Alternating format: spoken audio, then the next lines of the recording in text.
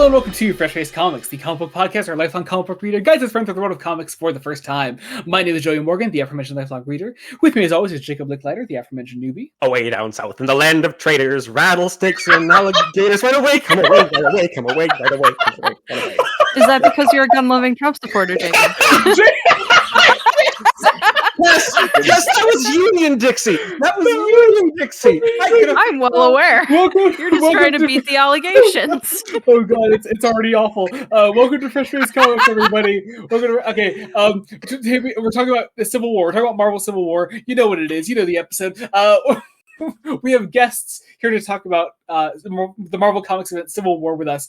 Joining us from our previous, from 2 blocks ago, technically, from our Captain America episodes. Welcome back, Kestrel. I'm going to shove Mark Miller in a locker. I agree. And joining us from our previous Iron Man block of episodes, we have Mason. Don't worry, I have my hair tied back, so I am ready to get down with it. Oh my god. Okay, so it's worth noting. I'm so worried. I'm just so worried about this episode.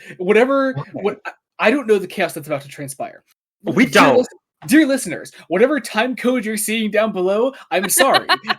I tried to wrangle it. I did my best. We haven't started yet. You haven't. Jacob, like me, is trying to see the future. We're trying to see the future. Jacob is secretly Doctor Strange. Oh my god! It is worth noting, for such a chaotic episode to open on, one that I know a great many of our listeners are excited about. It's worth noting. I'd like to bring it up now. Let's get this one promotion out of the way. We launched a Patreon as of today. As of this episode coming out, the Patreon that was previously exclusively for me and my brother doing our Star Trek videos is now for Blood Donut Studios as a whole. It supports everything we do on the channel: podcasts, Fresh Face one-shots, Star Trek videos, commentaries, everything. So if you go to support our Patreon, you support everything we do on Blood Donut Studios. It means the world to us. It's lovely. There are 3 tiers. There's the cadet tier, which is just general support. You get your name in the description of every single video that we put out. There is the ensign tier, which gets you early access to all of our Star Trek videos, our normal Star Trek videos we do. And now there is the brand new lieutenant tier, which will gain you the extra Fresh Face extras, we're calling them. The extra 15 to 30 minutes before we record an episode of Fresh Face Comics. You can hear whatever ramblings we're talking about beforehand. I talked about my daddy issues before this episode, so that's all kinds of fun. Joey's daddy. Jacob, you missed my daddy issues. So he also made a lifelong enemy of me. So. But we started doing we started doing Fresh Face extras with the previous episode for Iron Man XQ program. So right now, if you go to our Patreon at the lieutenant tier, you can get the Fresh Face extras. In Pompeii or something. You did. That was exactly it. So you can listen to the Fresh Face extras for both the last episode and for this one. That's all up there now. In addition to the opposite Mondays when Fresh Face Comics is not releasing, you will get Star Trek commentaries. Me and my brother are going through all of TOS again from the beginning. Full commentaries for every single episode, Man Trap onwards. All kinds of fun. There are so many exciting things. I am so excited to be launching this. All that said, let's actually get into what we're talking about today. The Marvel Comics event, Civil War. I don't know who to throw it to first. Let's do... Oh, God. You know what? Whoever wants to jump in. What is the Marvel Comics event, Civil War, about? This is our non-spoiler discussion. So, yeah, please... What if wary of spoilers? Kestrel, I have an idea. What if we try to do it at the exact same time? Like we talk over each other. Let's go. All right, sick. So picture this, right? All right, so imagine.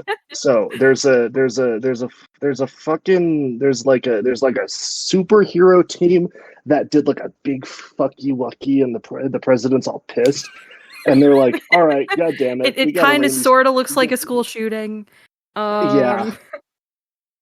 Yeah, like the president's like, "Oh right, maybe we should like rein these people in," and so they try to, and people have different opinions on whether that should be the case or not. And I think Miller really wants us to root for the guys who want full government control, and we're talking like government oversight. We are talking authoritarian control, like. Yeah. We're gonna make the superheroes the secret police, and you're gonna like it. Oh man, the second Mason said some superheroes do a fucky wucky, I lost the ability to function. Fucky Wucky, my favorite Poppy Playtime monster. we don't.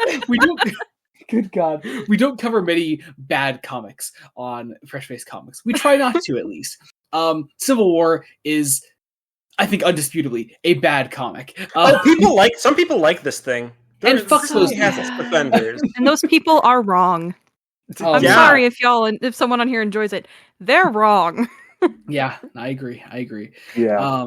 Not to But man, alienate some of your listening base, but That's fine. They can be alienated. I like to think that they'll stick around for our charming personalities. Yes. But though I have a feeling if someone enjoys Civil War, they're probably not listening to this. that's true. That's No. true. I can't imagine. Yeah, unless they've really enjoyed every single episode of our 94 that came before this, and never seen any Twitter social media bio of any of the people here. yeah, it's true. They watched until this point when we started saying that we didn't like it, and then they clicked off. They took Joey's bit of, I think what you're trying to tell me is comics are political but literal. yes. And they're just now realizing. They really think I'm not joking every time I say that. God. I would normally try to get into a much deeper non-spoiler discussion, but we have so many Blue Sky and Discord questions to get through. I'm also going to say, I don't think I can talk non-spoilers about this thing, Joey, because granularly what's wrong with it is, like, integral to, like, the things... I mean, okay, overall, a couple of things. Mark Millar does a bad and realizes that he is trying to make, like, both sides are the same argument. Mm-hmm. So he has to do some character assassination on both sides, God, yeah. but mostly on Yeah. the side that he doesn't like. Mm-hmm. Everyone takes their Yeah. stupid pills. Yeah. Yeah. Everyone's holding the idiot ball. I was going to say, this is an It's idiot like- plot. This yeah. is an idiot plot. Yep. Yeah. Yeah. It's like this is a story where like things happen that should mean the world, but they happen for like a panel or something, and it's like, great, can we explain why that happened or like the consequences? Like, no, it's now reality. Well, Let's move somebody on. else will explain it in this tie-in issue. Yeah. Yeah. Exactly. Yeah. There's a tie-in and do it much miniseries. better. And do it much better than Mark Millar. There's Yeah. apparently a tie-in miniseries that is 11 issues. This is a 7-issue event. Insanity. That's awesome. There's insanity. I was talking to one of my Tumblr followers because I mentioned that we were doing this because we were trying to talk about Thunderbolts and we also looped into Civil War. And I was like, it kind of feels like going from Brubaker, because the last thing I'd read before this was Red Menace.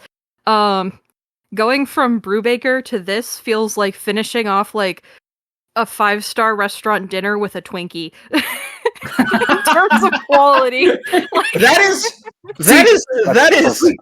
Twinkies at least give you like momentary satisfaction in that. Like, I was gonna say, and good. true, Like, but you like know, if it comes after dinner at a 5-star restaurant though, you're like, really? That's fair. Yeah. Like yeah. I am not a Twinkie hater. I'm just saying if I got one after like my dinner at Nobu, I would be a little upset. That's fair. It's totally Yeah, fair. yeah. It's like there's a time and a place. Yeah. Yeah, exactly. Oh man. But all that said, I think we should get into some questions. Kicking off from Blue Sky Discord. and Discord. Yeah, 'cause we got some Discord yeah, ones. let's start up on Discord here. First off, I don't know. See, here's the problem: is we get these from servers that I don't know how public they want to be. So, from someone I think is named Phil on a server, says, "What's your quote unquote favorite unhinged Mark Millar writing decision ever?" Oh man. It's got to be something from this. Because Do you also, think I mean, A on this helmet stands for France? that's true. Yeah, that's a quality one. I have not even read that issue. I've only seen that, and it's so stupid. It tickles me every time. It's worth noting. I unfortunately have read far more Mark Millar than the fine people on this podcast Yeah. right now. So You are braver than a U.S. Marine. I know. But God's strongest soldier. Honestly, I feel like even then it's got to be something from this book. Like, oh man, it's hard to think of one that's not a spoiler. Like, unfortunately, 'cause- I was about to say, I have one. That's true. I have one from this. Jacob, let's say me and Jacob realized how we record. When did we record those one shots? Last night? No, 2 nights ago. When we did those one shots, we realized that something in this comic reminds us of a Pokemon movie. Yes. And I think it might be that. Yeah. So I have a very specific one. It's like a small spoiler, I guess. I'm just From gonna this say from this issue. Yeah, go ahead. When Sue and Johnny go undercover and they're the husband and wife undercover, Yeah, I was like, Yeah, that's a choice. Yeah, that was Mark? weird. Yeah, that was weird. Mark? that's a bad one. That's a bad is this one. your barely disguised fetish? No, I mean, did We he need to write, have a did talk? he write the Ultimate Universe X-Men where Quicksilver and Scarlet, which were kind of, was that him? Was that him or was that someone else? I don't know. Because I know there's I think it might be in somewhere in the Ultimate Universe that Quicksilver and Scarlet Witch are in a thing, and they have this similar enough backstory. Yeah, and that's you know what's fucked up is I was going through solicits for the new Marvel solicits coming out that just came out recently, and they're doing one of those Marvel Premiere editions for Old Man Logan.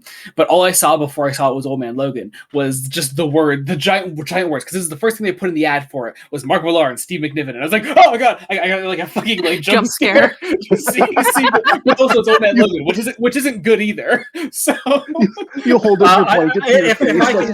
If I can say my kind of just like what the baffling decision.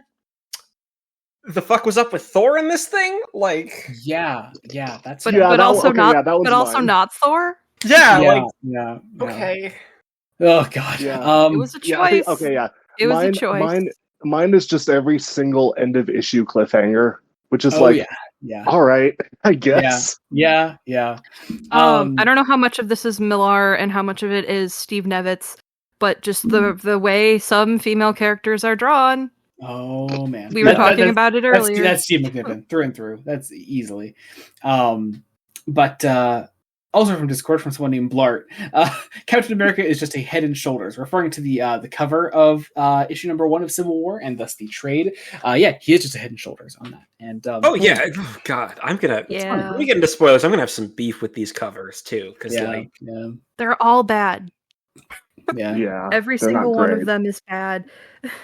I don't hate 6. Meanwhile, moving over to Blue Sky, our friend Rose Panda at Joey Can Read This says, "Why are you all subjecting yourselves to this thing and not Superman Red Sun, a story by Mark Millar people actually like? Who's to say we're not going to cover Superman Red Sun eventually? I like Superman Red Sun. It's actually good Mark Millar. But I haven't read it, but I liked the animated movie. The animated movie is pretty good. I do like that. But it fits in nicely. The idea was, did I say this in the podcast yet? I might have. I don't know if I did. Is I wanted to style this like idea. I wanted to style. There was an idea. I wanted to style this. like one of our early DC blocks. I did a DC block where we did some Justice League, some Aquaman, and then an event where those two runs crossed over. And so this is sort of that with Captain America, Iron Man, and then Civil War. I'd argue a little more loosely because this is more an Avengers event than it is a Captain Avengers America event, or Iron Man event. I can tell you for a fact that Mark Millar was not reading what Brubaker was doing with Cap and was not reading what anyone was doing with Iron Man. I hope Grant Morrison gets to live out their dream of going very fast when they run into Mark Millar. Last time I checked, guns were meant to be registered. Rules Panda also says, Millar once said he didn't like the Civil War movie because it was too dark. Your thoughts on this? Too dark? What? What? So, the Civil War Mark? Can you elaborate? Mark? My guy? I would love for him to expound on that because, what part was too much for him? I want to study this man in a lab. Was it like a bug? Yeah. And I mean that in the most derogatory way possible. I want to study this man like a bug. Like a bug. He is a bug. Put him in a lab. Provide some enrichment in his enclosure. Alt-right incel podcasts. That wouldn't surprise me. I think he's followed people like Nerdrotic. Mm-hmm. Oh, oof. I was looking up because I wanted to see, because I was like, I know this guy's a shit writer, but why is he a shit person? And he's apparently big on the alt-right side, and I'm like, now having read this, I'm disappointing but not surprising. You should do yourself a favor and look into the unfortunately talented Ethan Van Sciver at some point. That's an unfortunate one. Oof. Yeah. Because that guy is at least a good artist, but he's a great art. Yeah. Just a dog shit human being. Yeah. Who we've praised before on this podcast, but it's just it is what it is. Meanwhile, Rules Panda also says, starting off the bit, I suppose, at least their own version of the bit, with Civil War, ? And it is a clip from the Muppet Show featuring Civil War Muppets, which is a funny concept to me. I think that's really funny. Me. It's even funnier because they're singing "Why Can't We Be Friends?" Yeah, with which is Denver. also the ending of this comic. So there's that. Also, submissions from Jamie at Jamie-Season7 says Civil War ? With a screenshot from Doctor Who's The War Games featuring Civil War officers, obviously. Also from our friend Kian at Kian the Quark says Civil War ? With the cover of Doctor Who's Remembrance of the Daleks, in which there is a Dalek Civil War. And also a submission from our friend, this guy named Mason Peters at the GD256 says Civil War ? With the poster of Alex Garland's Civil War. Oh, I know that guy. He did that one movie. Yeah, What movie, Mason? what movie, Mason? Oh fuck! It was with Natalie Portman. It had like a forest, and there was like something about a lighthouse. I forget. It was based on a book, I think. Mason, you're fucking great. The bit is that I usually don't shut the fuck up about this movie, so that's why I'm doing it like that. What movie is it? It's Annihilation. Oh god, he said the thing! He said the thing! I haven't seen that. I need to. I've heard it's very good. Yeah, you know, it's pretty cool. Mason, I'm gonna fucking kill you. Sorry. I feel like I'm accidentally baiting Mason. You are. You very much are. Oh no, it's Sorry. Trust me, it's gonna get so worse. good. It's gonna get worse. Good. I'm sorry. Also, once again, from our friend Kian says, so given the revelations of last episode, where was Jacob on the 6th of January, 2021? Jacob? I was in a warehouse in northern Illinois? That's a bad thing to say, Jake. I didn't see that That's a bad You were in thing to Northern say. Illinois and you didn't come hang out with me? Kestrel, it was middle of COVID! Wait. Why were you in a Not warehouse? an excuse. Yeah, what were you I doing Oh, in a warehouse, Jacob? Were you Working. supplying were you supplying your fellow rioters guns? I don't like where this bit is going. Why? Because it's too Also, close to it's the gonna end truth? with Jacob getting- if you're just listening to this episode, please, this is all a joke. Go back to the last one. It all gets explained, please. Yeah, no, FBI, do not interact. FBI, do not interact. Please. I promise. Kian also says, I can never decide if the film is a better version given how it handles characterizations compared to the book. Fascinating. I don't know. I they're both shit. I don't have a preference between the film and the book. sorry. Civil War movie, I will always have a little bit of a soft spot for because it was my first Marvel movie, which is just unhinged. But I put it in enjoyable, but also a mess. Oh, it's I give it a solid 6 out of 10, mainly because the first act is fantastic, and then Spider-Man shows up and it falls apart. Like, Yeah. I like the song that they used for his entrance. Left Hand Free is pretty good. That's a good song. Say like whatever you the want movie. about Marvel, but they have excellent scoring and their soundtracks always hit. they know how to do a needle I think drop. no Spider-Man They do. needle drop will ever be better than the openings to the Spider-Man PlayStation games, though. If you've never experienced those needle drops at the start of a Spider-Man PlayStation game, do yourself a favor. I have an Xbox. I cannot. Oh god! And here's the thing: I would say watch a clip, but nothing feels quite the same as like feeling the remote rumble as like you get into the swing. It's so fucking good. Anyway, so good. Our friend Andrew at Andrew. I am Hugh just. Oh, sorry. Go ahead. I was about to say, I'm just forever screwed over a little bit by Marvel games because I can't play Marvel Rivals because nothing that I have supports it. And I can't play the Spider-Man games because I have an Xbox. Oh no! Oh. Hey, Well, PC. there are the I PC wanna- ports. They're doing the PC ports, so Ooh. it's an idea. Yeah, because like I think the got, first one might so I actually have, be out, but yeah. First one. Yeah, Yeah, first one's been out. the for a first one's while, out. Yeah, because like I have Rivals downloaded on I have a Surface Pro 9, but apparently I was talking in some of the groups and they're like, yeah, no, you just can't fucking run that on Surface Pro. And I'm like, because I had like an ancient MacBook before this, and when I got this one, I was like, ooh, I can play video games on this now, because trying to video game on a MacBook from 2015 is not it. That has survived 3 drafting softwares and 5 years of theater school. Oh god. Not it. Ooh, Not it. She um, needed to be put out of her misery. yeah. Yeah. Also, Mason, I forgot to ask you: do you prefer the comic or the movie version? I prefer the movie. I mean, That's fair. I think it. I think the biggest difference for me is that the characters in it make sense. It might still be messy, but I like as someone who had been watching the MCU. I think I saw every MCU movie in theaters up until Far From Home, like starting with Iron Man, like all the way forward. Um, but I like watching Civil War. It did feel like an active step. Like the biggest problem with it is it doesn't really feel like a Captain America movie, more so just like another kind of Avengers movie.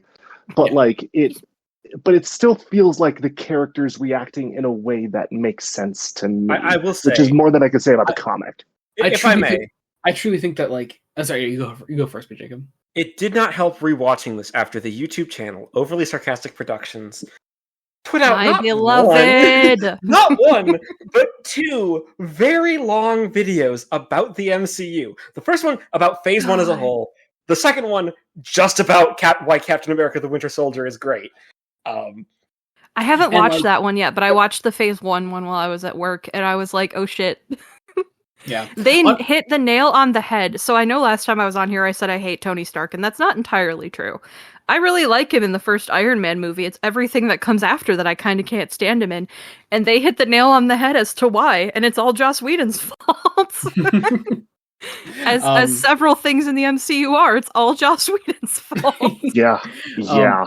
Also on Mason's last point, I think my big hot take with Civil War is that it should have been the next Avengers movie, and they should have taken more time to build up to it in other films. So, Oh yeah, I would agree with that. Well, it does not. It does not help that like they are setting up Hydra as like a big villain, right?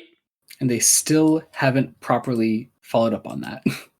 Yeah, I think you could have replaced Age of Ultron with Civil War, but kept Civil War where it is in the timeline, and just had that been the next. Well, I don't know. Well, actually, and then like you would have to do something with Hulk. I don't know. It's a whole thing, but like, in any universe, I would replace Civil War with Age of Ultron if I had to pick one. Yeah.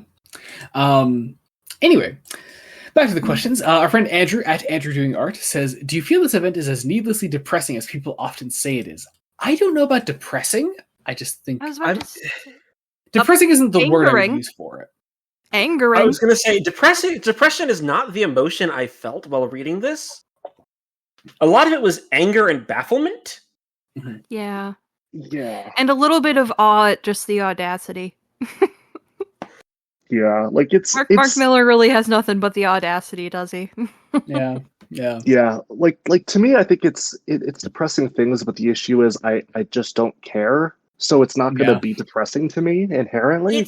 Here's the thing. It's because there are characters in here that make that are apparently quote unquote important that I'm going to be honest, I was super excited to read.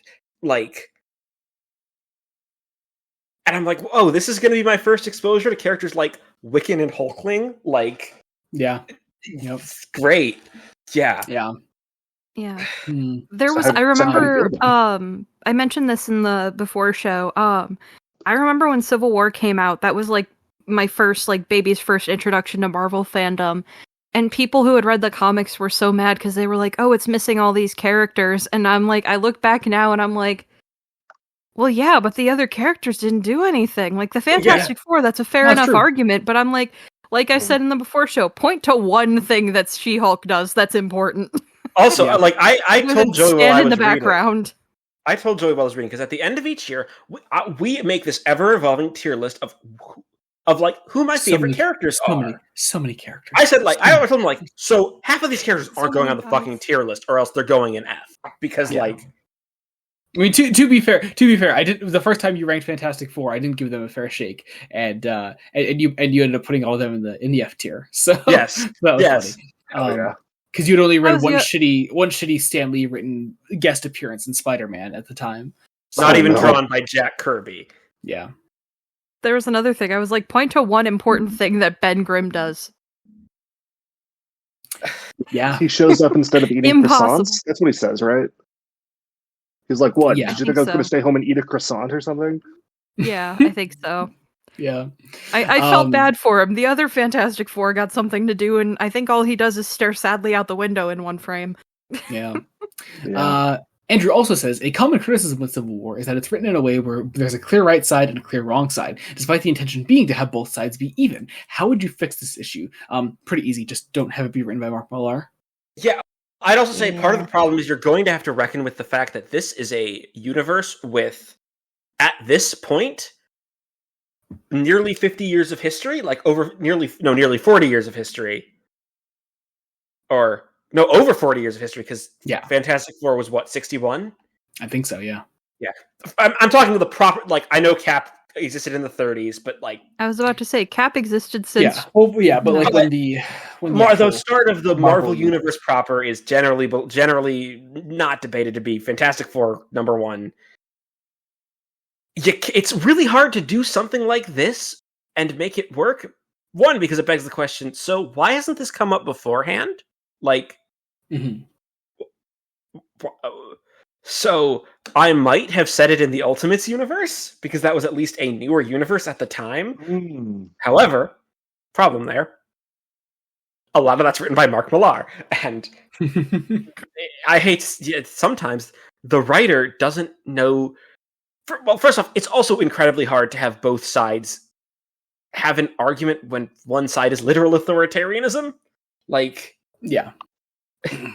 I will say I don't want to say I sympathized with both sides, because again, like you said, one is literally authoritarianism, but like the movie, in my opinion, has always had the very clear right and wrong side, and we can hold off on that till we get to the movie, because oh boy, do I have feelings. But like, I don't know. I maybe it's just the fact that what triggers it is far more than just Tony Stark's guilt trip. But I don't know. I had an easier time understanding why it came about, I guess. It's a terrible thing. Of that, if you're reading Iron Man at the time, there is actually an event right at the end of Iron Man that started right before this happened. Yeah, we covered the last episode. Mason has read it. It ends basically with an almost MCU style. Tony is really guilty, and it's like, well, I need to do something. Yeah. But then Mark Millar, one, undoes all of that, both metaphorically and literally, because Tony's no longer blonde. Like, yeah, he's blonde at the end of the last one. Kestrel's face of confusion there. Oh yeah, Tony was blonde at the end of the last story. Yeah. Tony had to go into hiding because of stuff that happened. So he was like disguising himself. I just assumed it was like when a woman in a movie goes through a bad breakup and she dyes her hair, and I was like, okay. I mean, you're not wrong. Good for him. I mean, yeah, kind of. But yeah, that's a problem. Yeah, I think ironically enough, my biggest thing outside of just changing the writer is like, don't make it a massive Marvel event. Like, ironically enough, make it a Captain America event. Like, it makes sense to have someone who's like a character since the 30s be faced with like a new way of like, I guess, supporting your country that goes against your own. Like, that feels like an inherently like him story. I feel like, granted, I'm saying this as someone who has read 0 Captain America comics, so I don't know if that's completely wrong, but I think making it a big Marvel thing, one, you would take out the need to have every character under the sun in this thing, and 2, it would make 7 issues make a lot more sense, because then you could just focus on like one character dealing with, say, other like various other superheroes and like Shield, like try to like talk to him about this kind of stuff. Yeah. I mean, isn't the whole, Joey, correct me if I'm wrong, because you probably know this better than I do, because my knowledge is coming from a lot of comic summarized videos, but isn't like the entire reason Steve becomes Nomad is because he just fully disagrees with the government?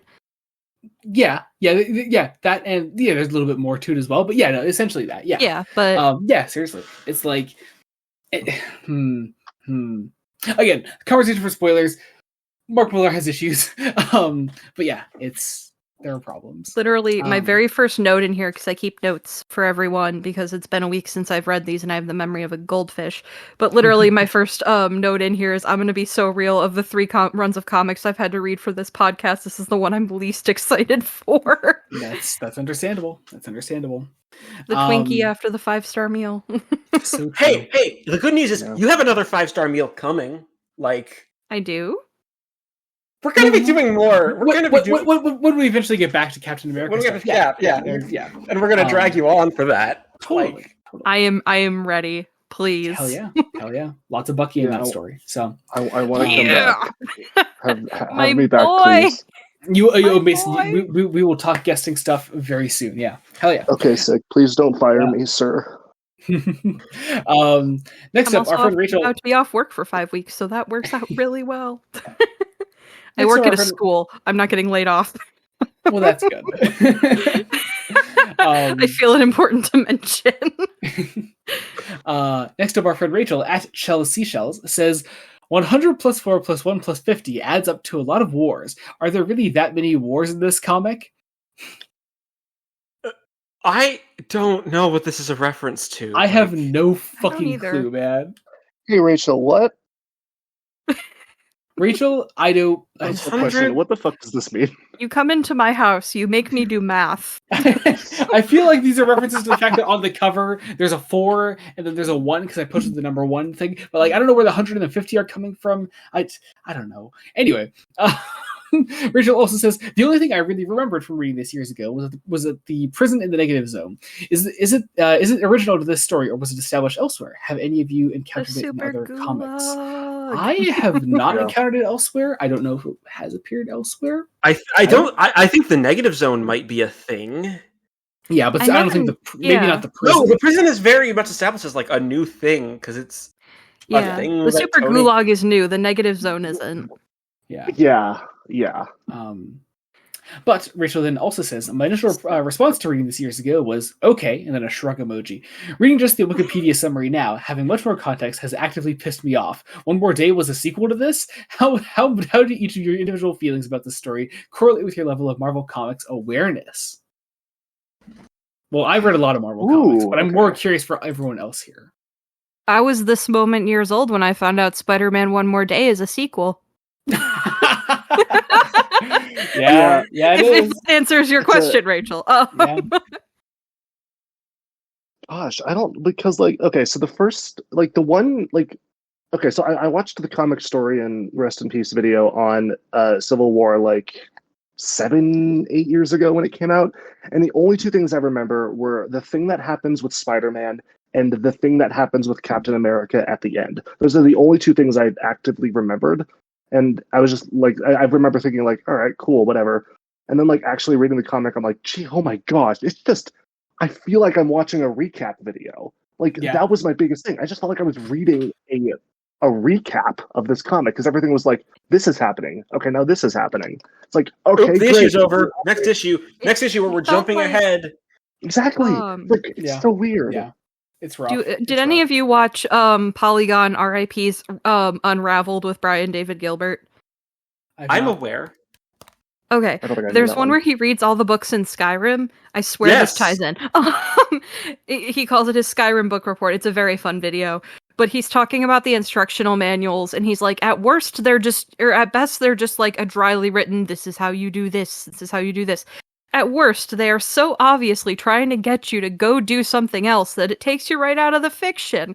And I was like, that's this. It is so obviously trying to get me to go read other issues by people who actually give a shit that it takes me right out of the fiction. By people who are better writers. Arguably, you could say it makes you want to read those issues more, though, because you at least know that they'll be better than this. It does, but also, like, again, I shouldn't have to read 6,000 tie-in issues to understand what's going on. I don't even think we actually see the inside of the Super Gulag at all in here. That just occurred to me. It really does feel like the stereotype of like someone trying to get into comics and it's like, do I want to start with issue 597 of this one or do I start with issue 3046? It's like, I just feel like I need 1,000 years of context for this one. Yeah, it's amazing. And that's also the general Marvel Comics problem of just like it's a universe with so much history that has never never reset itself. So it's just like Jacob, I'm thinking of that part in OSP where Red is like, they did it. They recreated the problem of printed comics with the MCU. Oh, yes. She says it for a different reason, but like it's also this. They did it. They recreated the issue. Oh man! And did I mention this thing sold like hotcakes? Of course it did. Of course it did. Yeah. People read Because this. there were a bunch of angry 14-year-olds that were reading it. Yeah. My frame of reference for Mark Millar, I think I've said this on here before, but Lindsay Ellis put out a video about Captain America way back, like right after she split from Channel Awesome. And it's all about Captain America, and that's like my only frame of reference for who Mark Millar is, and she called him the patron saint of angry 14-year-old boys. True. And I was like, oh god, she was right. She was trying to warn us. Oh yeah, yeah. That could also apply to a different Miller writer. Oh, Which one? yeah. Name names. Which one? Name names. None. We don't know. We don't know. We them. don't know. No, You're I right, don't I'm want to sorry. think about that writer. Yeah. I don't need to think about that writer any more than I already have. Next up, our friend Marcus at Sir Jedi Sentinel says, I know you parse your known bad comics far apart, so let me just volunteer right now. I will gladly subject myself and be a guest for Marvel by Bill Jamis. Noted. Noted. We're not doing Marvel, shall we? Noted, Marcus. Noted. Very well noted. Marcus What is also... that? You don't want to know. We'll talk later. We'll talk later. I don't know what that is either, I'll be honest. I have no we clue will what this talk is. later. Marcus also messaged me earlier and said, just a weird little novelty I wanted to share. Turns out I am somewhat familiar with Civil War. Did you know there was a period of time when Marvel adapted their storylines into novels? I read the Civil War novel written by Stuart Moore. I recall there was an Extremis novel too. This was, I think, over a decade ago now. I remember there were some weird adaptation decisions. The novel explicitly takes place during the Obama administration and after the Spider-Man story One More Day. Other than that, I just remember it being lackluster. The novel is divided into 4 point of views: Tony, Steve, Peter, and Sue Storm. The Susan segments were the only good parts of the book. He also sent a picture of the cover of the novel. It's not bad. But yeah, I find that interesting. I knew of these novels, but I didn't realize there was a Civil War one. And I think that's just interesting. Cool. Yeah. I didn't know they did that. I just a couple weeks ago I just read, it's not a novelization of a comic, but it's a novelization of a comic character. I read Mackenzie Lee's Winter Soldier Cold Front. Okay. Cool. The YA Marvel book got me, guys. It made me cry. At work. That's real. Awesome. No, seriously, that's cool. YA can be very good. Yes, it can, Jacob. I don't have anything against YA. I don't have anything against YA novels. I'm just like, the combination of YA and Marvel, it just one hit KOs whenever I tell people. But it fucked me up for a bit. I just had Jacob read a great YA Star Wars novel not that long ago, and it's great. It's a great novel. Most of our public YA novels are really good. What was I saying? Oh yeah, but also there were novel adaptations of adaptations of novels for some famous DC stories like Death and Return of Superman and the Nightfall stuff for Batman. It's just interesting. These are just things they do sometimes, and that's cool. Next up, from the System of the Living Dead at Living Dead System, says it's a couple questions. First off, from Jubilee, why would you subject yourselves to this? Because. And then Joey told us to. It's true. I did force you all to do this. And then from Jude and Jubilee, say for Jacob. Mason, we could have just said no. Yeah, you could have said no. Jacob's stuck here. We could have said no. You're here.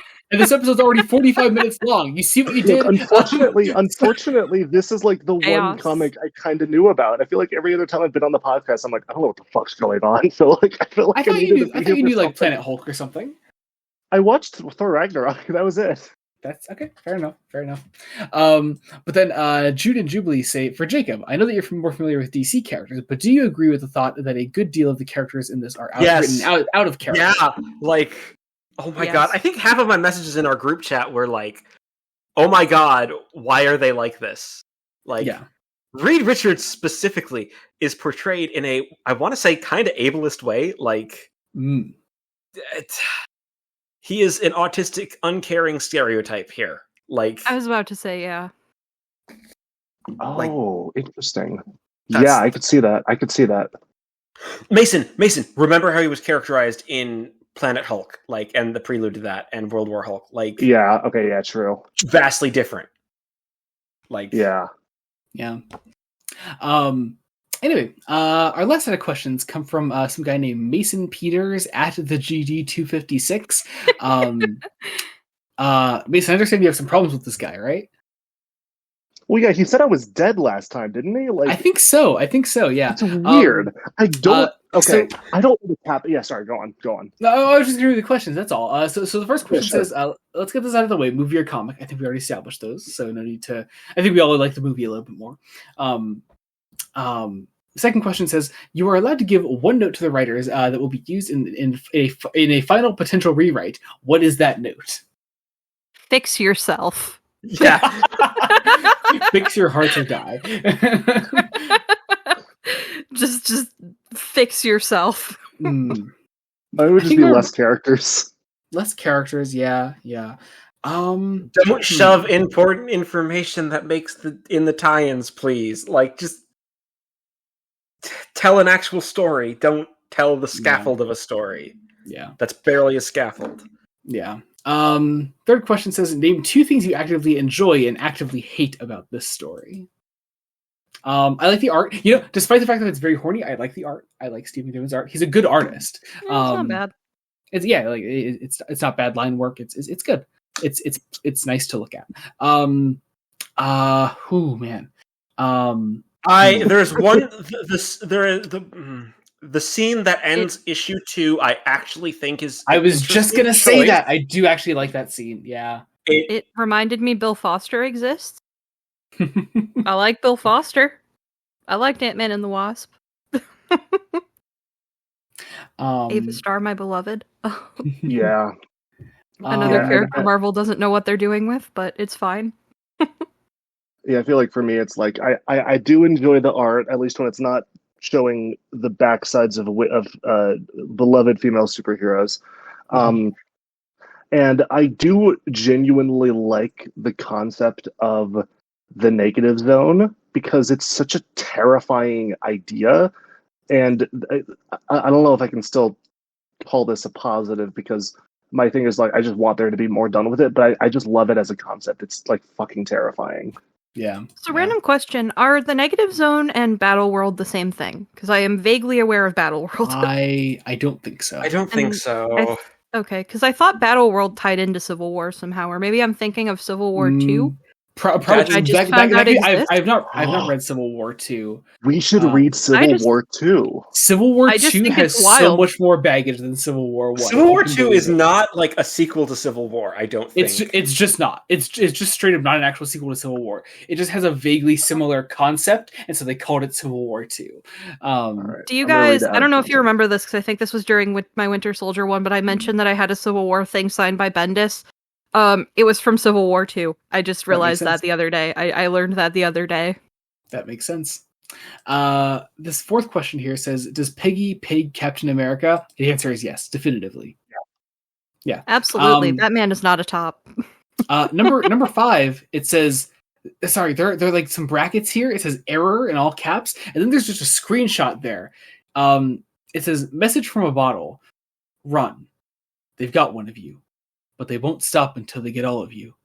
You aren't dead, not yet, but that does not mean you are safe. There are other worlds than these. Protect yourself. Signed, the GD 255. I love an ARG. Mason, are you okay? I hate this. Are you okay, Mason? Hold on, I need to check my temperature. I might be having a fever dream right now. He actually has a thermometer with him right now. Oh my god! Oh my god! I'm so glad we have cameras on. It works as a visual gag. Nobody's gonna see this. We don't. This just records. The spot just records audio.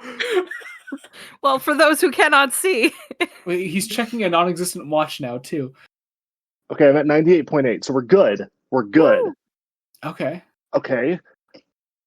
There are right. other worlds than I don't. Oh my god! There is a GD 255. I thought it's just been a myth.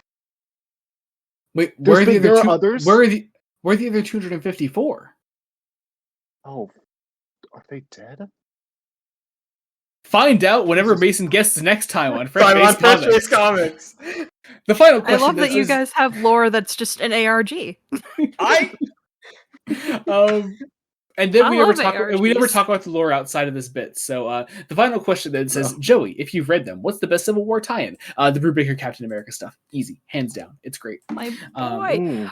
Oh my god, I got when I went, and for those that don't know, I got all but issue 2 of Civil War as independent issues from a garage sale from a guy who had like money sunk into comics. Not because I didn't want issue 2, but because I thought I had it in my pile and I didn't, and I'm still angry about it. But I also got it was there. I'm just an You just idiot. forgot to grab it. Well, because I Nice. had all of them, and I thought I had an issue 2 in there, but I didn't. I had 1, 3, 4, 5, and then 4 through 7. And I also got the issue where Steve Rogers gets shot. So Nice. got all my Oh. bases covered. Yeah. But no, this guy had like money sunk into it. I would love to go back there and look at his thing again. That I swear is going to be me someday. I have at least like 2,000 issues sitting near me in my room right now. This guy was talking about. I overheard him talking to another guy who was there. He's like, "Yeah, no, I just sold my first appearance of Wolverine. I got like a really good deal on it. It was only like $1,500, and I sold it for like $5,000." Yeah. I'm like, that is I just feel wrong that when is- I that pay is over just- $10. That is just how single issue collectors talk. Like my regular comic shop guy, he was just telling a story about that today. He bought the first appearance of the High Evolutionary from who many will know from the Guardians of the Galaxy films. And he was able to like he was able to talk the guy down from like $1,000 to like 500 and something, and he was really proud of it. And I was like, that's awesome. Yeah. So I want that guy's level of charisma. Let me have that charisma. he's check, not a please. very charismatic guy. He's just not. He just has a proficiency in persuasion. He's just been doing it for literal decades, and he knows what he's talking about. So, God, I want that kind of persuasion. This is a guy that has sold comics to literally generations of my family. So it's damn, that's kind of cool. He's been in it for a long time. Yeah, he's great. That's really neat. But that does it for questions. Oh, sorry. Go ahead. No, but yeah, no, I was floored. But yeah, no, I would love to go back to his thing and look through his collection again and get an issue too. So I don't have to read it on readallcomics.com and get ads with boobs in them. That's how it goes. I mean, hey, but also you're reading Civil War, so boobs are there anyway. True. But that does it for questions. Welcome now to Fresh Face Correspondence. It's the segment of the show where things that you say to us get read out on the podcast. These are responses to previous episodes we put out, whether you're commenting on Spotify or YouTube, anywhere that you want to comment. We'll also be reading out stuff from Fresh Face one-shots. If you comment on our one-shot videos, we'll read them out here as well. So kicking off with a comment from our last episode on Execute Program, our friend JV says, so you've got to get Mason on when you read Annihilation, right? Yes. We're not talking about the book Annihilation. We're talking about the really bad comic Annihilation, Mason. I got that immediately. I was like, it didn't even occur to me because it is unfortunately a very common word to use to title something. So that makes I was about to say, does it have anything to do with the book / movie? Like, is it a graphic novel or is it just completely different? It's a Marvel Comics thing. It's not. Yeah, no. It's, okay. Yeah. I think I've heard of it, but I don't know anything about it. I know nothing. Jamie also says, also the bit about Jacob being a Trump supporter and the gun tangent fucking killed me, up there with the Bloodlines bit. I'm glad to know that we can still put out such high quality content for our longtime listeners. Thank you so much, Jamie. We're Amazing. making high art. Yeah. Shakespeare, eat your heart out. Truly. And also comment from our Uncanny X-Men number 14 video for Fresh Face One Shots. So from someone named Gail Simone, I think. Simply just says, "Thank you so much for the kind words." You're welcome, Gail. Thank you for commenting, and thank you for continually watching our stuff. What the fuck? Hi, Gail. I've never read any of your comics, but if they tell me to, I will. I promise. Hi, Gail. My friend loves your Batgirl run. It's true. It's true. And her current Uncanny is so good. Uncanny X-Men is so fucking good. You have no idea. If you're not reading it, what are you doing with your life? I'll read it. I promise. I'm sorry. All that said, I think that does it for our non-spoiler section after nearly an hour of doing non-spoilers. Consider this your official spoiler warning. We're about to jump into spoilers once again. Whatever that time code is down below, I apologize. You know what? At this point, I fucking don't. I don't know. I don't.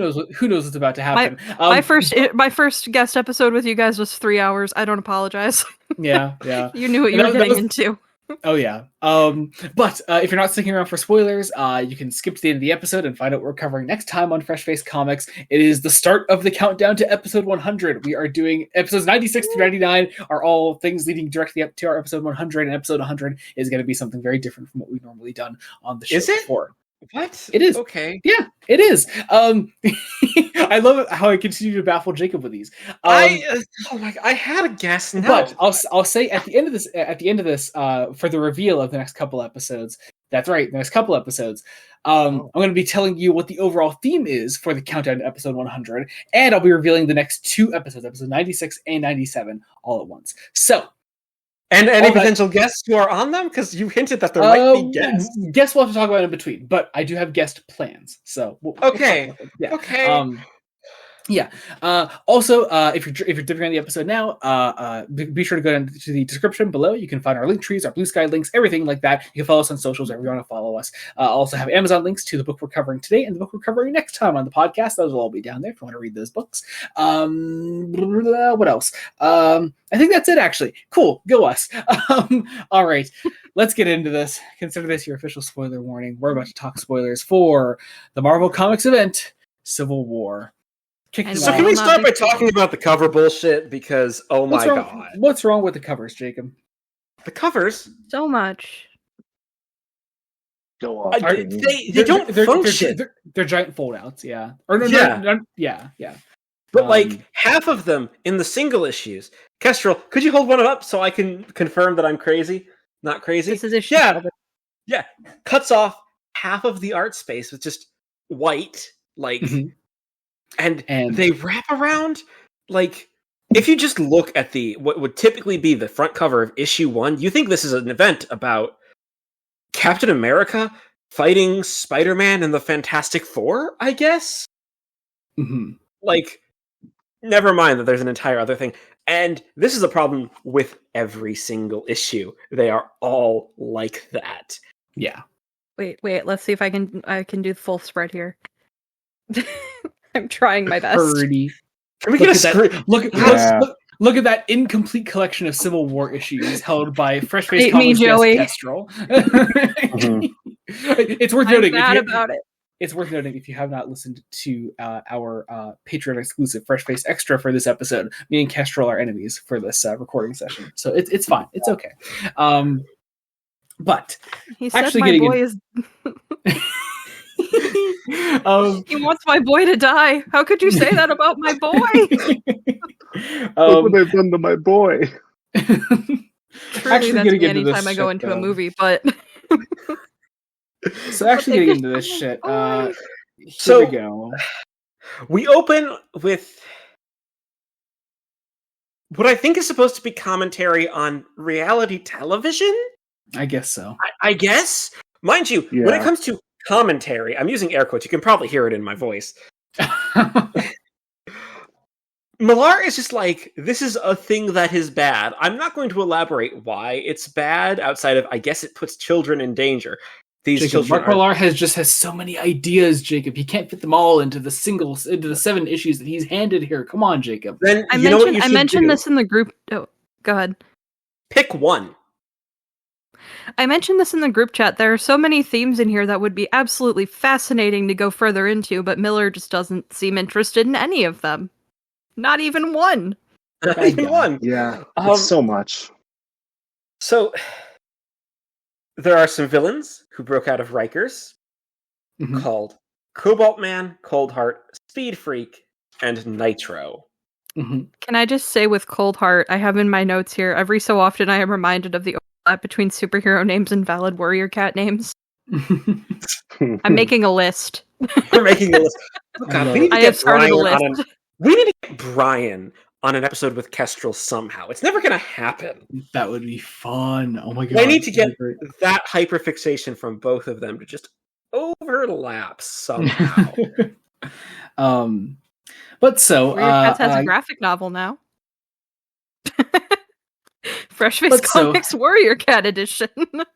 So our reality TV superheroes, the new warriors, are fighting some other bad guys, and they're doing it near a fucking school.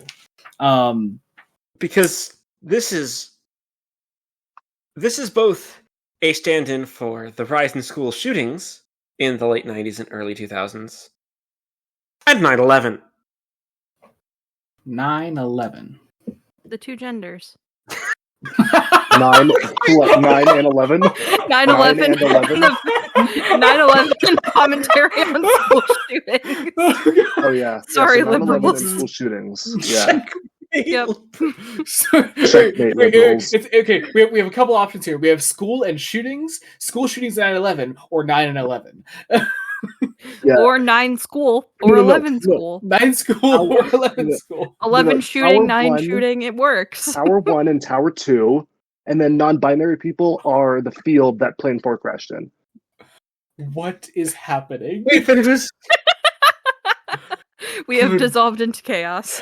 Good God. I So anyway, okay, moving on to a much lighter topic. These heroes blow up a school. well, no, a villain whose power is to make the explosions blows up a school, Mhm. and that's But our you see- inciting But incident. you see, Jacob, the heroes were fighting the bad guys, so it's the heroes' fault as well. Yeah, I was gonna say it's really not their fault. Like, don't get me wrong, they should have brought a fucking camera crew because they shouldn't be glorifying this. But like, what the fuck? They also Like, fully knew that those guys were above their pay grade. But Like, also, like, it's That- not yeah, their that's fault true. that Bomb Man decided to do the job, that he's, no, his thing is for, bombs. It's not. So, I liked Speedball for the 2 seconds we had him. I thought he was delightful. It's not Speedball's fault. and Speedball so did nothing wrong. We get Steve McNiven going hard for the first time. I do like this 2-page spread when the title first shows up. Pretty cool page. of the heroes in the aftermath. Yeah. However, it is slightly tainted. Just like you see how broken America is because Captain America is standing over a burnt American flag and all that. But otherwise, it's a great picture. And Look at Jessica the Drew. horror. Poor Jessica Drew is. Honestly, that's not too bad. I can't be real. Like, I gotta be real. Like it's not bad. I was gonna say the next page is one that's infinitely worse. Yeah. So. Okay. What is around Sam's neck? For shade packs. Oh yeah. But yeah, so Cap, Iron Man, a lot of our heroes are cleaning up the aftermath of all this, and see there's tension now because I guess somehow the heroes caused this. I mean, here's the thing. Also, like, it's reasonable to say the new Warriors are asshole kids that we're putting people's lives in danger. Sure, And also, our 100%. as they're part of a reality television show, they're also victims here. Like, yeah. Yeah. Yeah. Also, hi Scott Summers. I forgot you were in this book. Thankfully, he doesn't get much focus, Oh, yeah. so Millar can't character assassinate him. I didn't know that he and Kitty Pryde, or is it Kitty Pryde or Emma Frost? One of them, I can't remember off the top of my head, had a relationship with him. Emma not know Frost. Emma Frost. Yeah. Big time. Yeah. I also only get- knew about Jean Grey. Well, whenever you get a chance, please just check out our one shot on Exceptional X-Men, for the Exceptional X-Men tie-in for X-Man Hunt, and watch Jacob's mind melt at the Emma Frost Tony Stark relationship. It's very funny. I did kind of lose it. It broke my brain. But I also, wonder how Emma Frost sleeps at night knowing that she has banged both prominent characters on both sides of this conflict. Yeah. Because in one of the more recent Sentinel of Liberty ones, they have to summon Emma Frost for reasons that are too complicated to get into here. And they make Steve Rogers say mommy. They make him call her mommy. Yeah. Me too, Jacob. Me too. God, this is going to end with me in an Erica E style fugue state, isn't it? Like, So, you see, She-Hulk gonna end with Jacob in a then goes on straitjacket. CNN. She-Hulk goes on CNN, and before that, there's a kid that's commentary or who's scared of Wolverine, but the heroes are the good guys. So I feel like that is the exact tone we're going to describe every scene in this story. Ooh, a kid is scared of Wolverine, the big bad Wolverine. The guy with knives for hands. Then we see a child's funeral. Ooh, boo! Yeah, kids aren't also, scared can I of just say, I will this say- child's funeral is like a fucking spectacle. Like, yeah. Like Tony Stark is there. What, you wouldn't celebrate? Yo. I will say the mother of, I think his name is Damien, going up and spitting on Tony Stark has the same energy of that scene in Jaws where the mom of the little boy goes up to the sheriff and just bitch slaps him across the face. Jaws is my dad's favorite movie. I have seen it way too many times. So Jaws is a stone cold classic. Stone cold classic. It's very good. I enjoy it, but it's. I mean, it is still top 5 Spielbergs. So I mean, it's great. No, did I make it top 5 or 6? One of the two. It's right there. It's a big shark. It's a big. It's what's not to love. It's a big shark. Exactly. You get me. Yeah. You're supposed to have beef, you two. Like, yes. Oh, sorry. I hate Kestrel right now. Ooh, bad Bucky Barnes. I don't know. We're allowed to. We can agree on this one thing. Yeah. So the mother's like, cool. Well, you superheroes all tell kids it's okay to be vigilantes as long as you put on tights, and I'm like, okay. Do they though? Like, there aren't a whole lot of like kid superhero teams or kid superheroes in the Marvel universe. Like some X-Men, but Millar is not interested in using the X-Men at all in this book. Yeah. And and we dodged a bullet there. We dodged a bullet. We dodged a bullet. It's fine. And just in the group chat, Jacob, when you were like, "Yeah, not involving the X-Men is a choice," and I'm like, "Did you prefer the alternative?" Which is simply involving the X-Men. I mean, here's the problem. Here's the thing. It is. I'm glad we dodged the bullet, but that choice was also wrong. Like. It absolutely was. And if anyone other than Mark Millar was writing it, I would really want to see the X-Men involved. However, that's the world we live in. Yeah. We get random like captions. Like on the next page, we get this caption: "Things turn ugly." Yeah.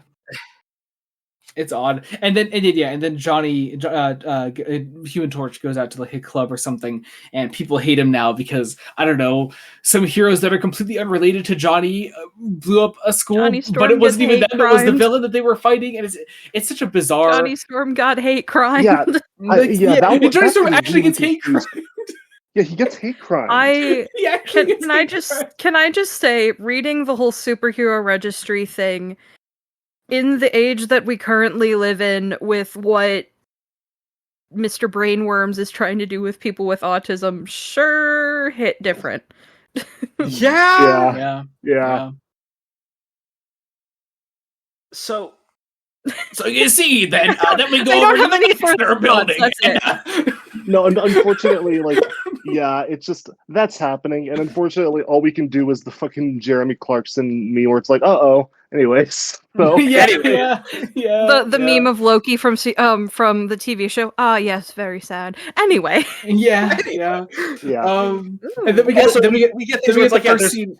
There's pressure on the president of like we're gonna do some sort of superhero reform. Yeah. Then we get our first scene of actual like superheroes like talking about this issue, together as a collective. And mind you, they have already proposed whatever this bill is. I'm also going to outright say, I'm going to say early on. Oh my god, we never actually get any real concrete explanation as to what the fucking Registration Act says. Yeah, like it's something that could actually have definitive terms in this, unlike say in the movie version of this story where it's like half of the MCU superheroes have their identities public anyway, so like we do need to define the terms there. Like this is something that we could actually like delve into a bit further because there are a lot of superheroes that we don't know who they are in Marvel Comics. So like it's really important to lay out here, and they just don't don't do that. In my notes, I have it in here, and I mentioned this in the group chat, or I mentioned it to Jacob on Snapchat. But one of my notes is it feels reminiscent of the gun control debates, only it differs in that Congress actually does something about it. Yeah. Yeah. And then it follows up with, wait, is this secretly Millar's anti-gun control narrative? Oh, no. Oh, my God. Well, yeah, so I was going to ask, so we're already at this point in the story. To anyone who has a physical edition of the comic, what page are we on? They don't have pages. There aren't page numbers. But we're about halfway in. 7, 8, 9, the first issue. Yeah. 17, 18, 19, page 19. Page 19. And I will say, these are pretty long. These are extended issues. Yeah. I don't think they're quite double length, but they're definitely over not 20. quite, yeah. And they still feel so empty compared to Brewbaker's. Oh my god, Yeah. it's so like Yeah. so. So- Falcon is like, wait, are we just gonna let them turn us into super cops? And I'm like, he's got a point. Yeah, Like- that's the Mhm. point. It's true, and he should say it. And Here's the thing. At the core Civil War, there should be an actual debate of which side is right. We should actually this is something that Millar should actually be making the reader think about, because it is something that despite the fact that, yeah, sure, Falcon can make a point like that, and it seems like, oh yeah, the answer is obvious, but the safety of regular people is something to actually be debated on, and Millar very quickly, very soon, is going to take a specific stance on the issue, and there will be no room for debate really from that point on. And then Peter Parker shows up, Mhm. who is like, Hey Jacob, did you recognize him this time? I did recognize him this time. God, Spider-Man, I'm upset about Spider-Man in this one, because he's my favorite superhero, and I was like, oh cool, I get to see some Spider-Man in comics or whatever, and it's okay, I because of what happens later on, I know he'll actually play a role. I feel like there's no actual other scenes between Spider-Man, outside of this, and maybe one other conversation, versus what happens in that one cliffhanger, and it's just an enormous leap off of the cliff, and it's okay, I guess we're doing that with this character now, and it just comes out of nowhere, and it happens so many times in this book. Every character is okay, I'm going to do this unless the plot needs me to do that. Now I'm going to do that, and it's frustrating, and I hate it. Yeah. I'll have to say, there is no sort of delineation between the street level heroes like Peter Parker, like Daredevil, and the bigger player teams like Iron Man and Cap. There isn't any separation, and that's a fucking problem. Because yeah. Random thing, just because it goes hard, but in the single issue, in the middle of Johnny Storm getting hate crimed, which is such a sentence.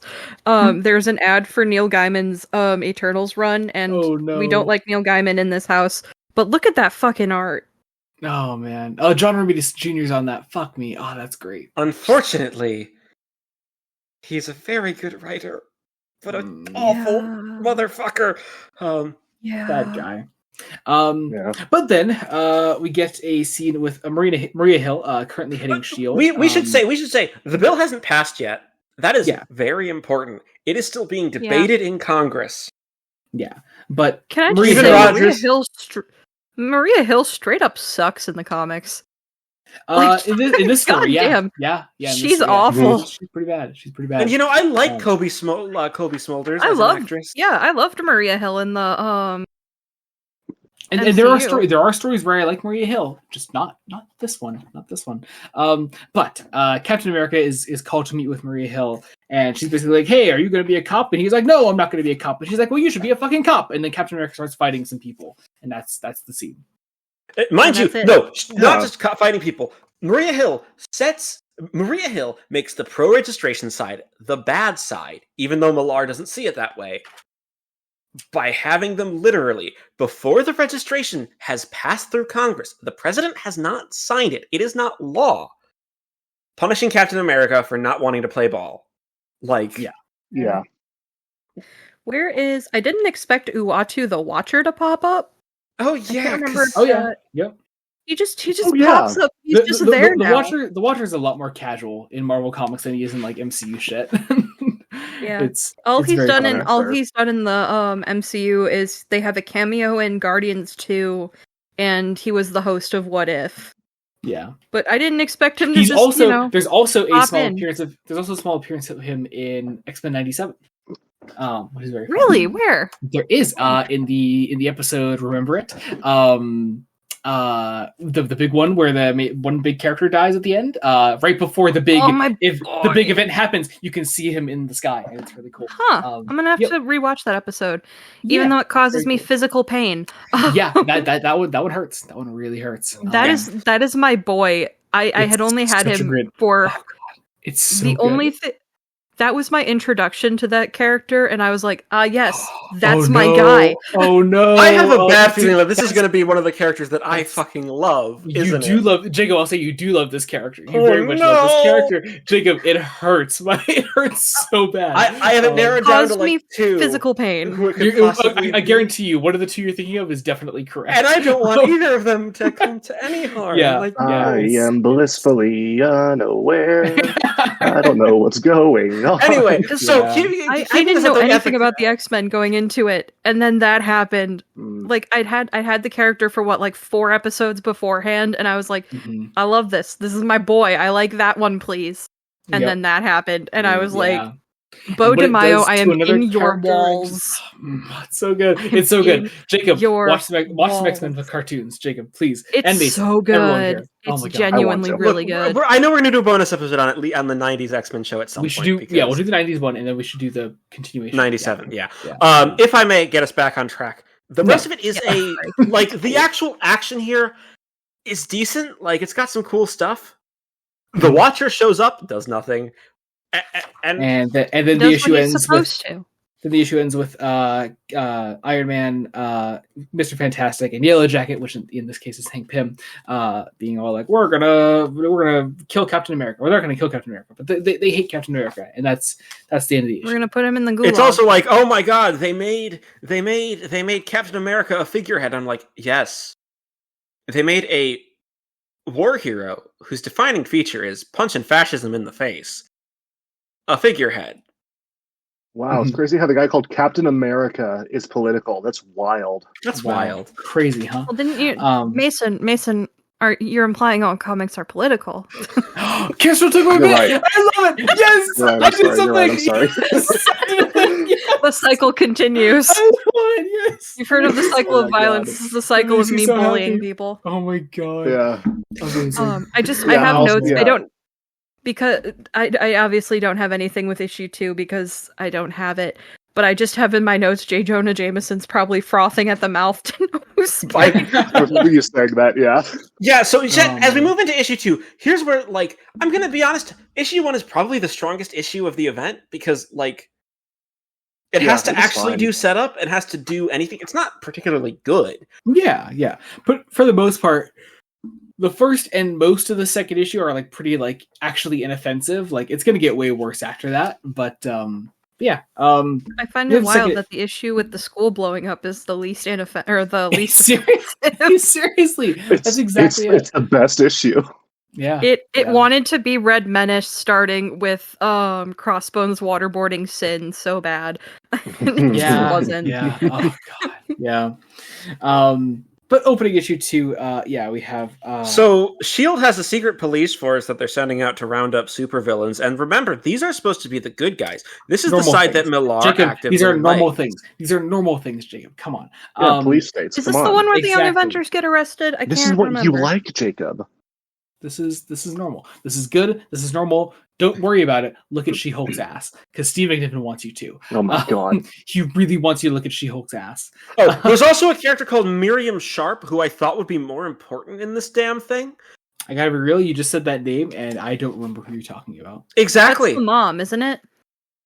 No, No, that's the that's- mom in the movie, played by Alfre Woodard. Is that what they named her in the movie? Yeah. Wow. I thought that was the Because- mom of the little boy that died. No. Nope. Not in the comic. Not in the Not in the comic. no. comic. She's a government official. She is. Fucking- okay. I believe she is supposed to be a specific parody of a news anchor during, or possibly a person in the Bush administration at the time. However, I don't see too many parallels, but also I don't know the Bush administration all that well. When it was going on, I was under the age of 10. I was about to say, sorry. we all, No, to he be was- fair, we were all like, He was 12. plotting. Jacob, this was after was you voted for plotting. Bush, right? just Yeah, so we're yeah, on, no, this is just when- so, Jacob, just so at we're the on the age- same page. Jacob, at the age of like 5, made a fake ID specifically so We- he could vote for Bush. Yeah, Yeah, we established also in the last episode, Kestrel, that at the age of 1, Jacob voted for Bush because he really Yeah. liked Bush. Yeah, So- yeah. The first time Jacob ever from spit up the on womb, somebody. he was Wait, like, I was gonna say it might have been from the womb because I was when I was born. The like- first Oh time no, I would have Jacob- been. No, yeah, it was the I year would've been 2000. Yeah, I would have been a year old. Yeah. Yeah. The first time Jacob ever spit up on somebody, it was someone who had a Buck Fush shirt on. You know, the one where they like swap the letters, and it was just, yeah. how dare you desecrate his name, which coincidentally was also his first words. How dare you desecrate?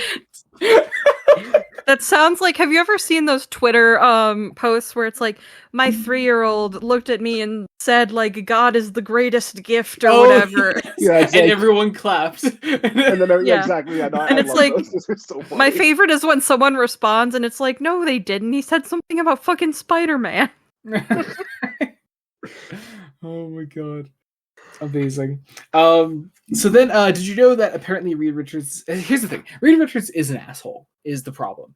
He is an asshole. That's fine. That's okay to make Reed Richards an asshole. But he also loves his wife. He loves his wife. Except not in this book. Yeah. This is their divorce era. Yeah. It really is. I wrote that in my notes before what happens, and I was like, oh god, I'm a fucking prophet. Yeah.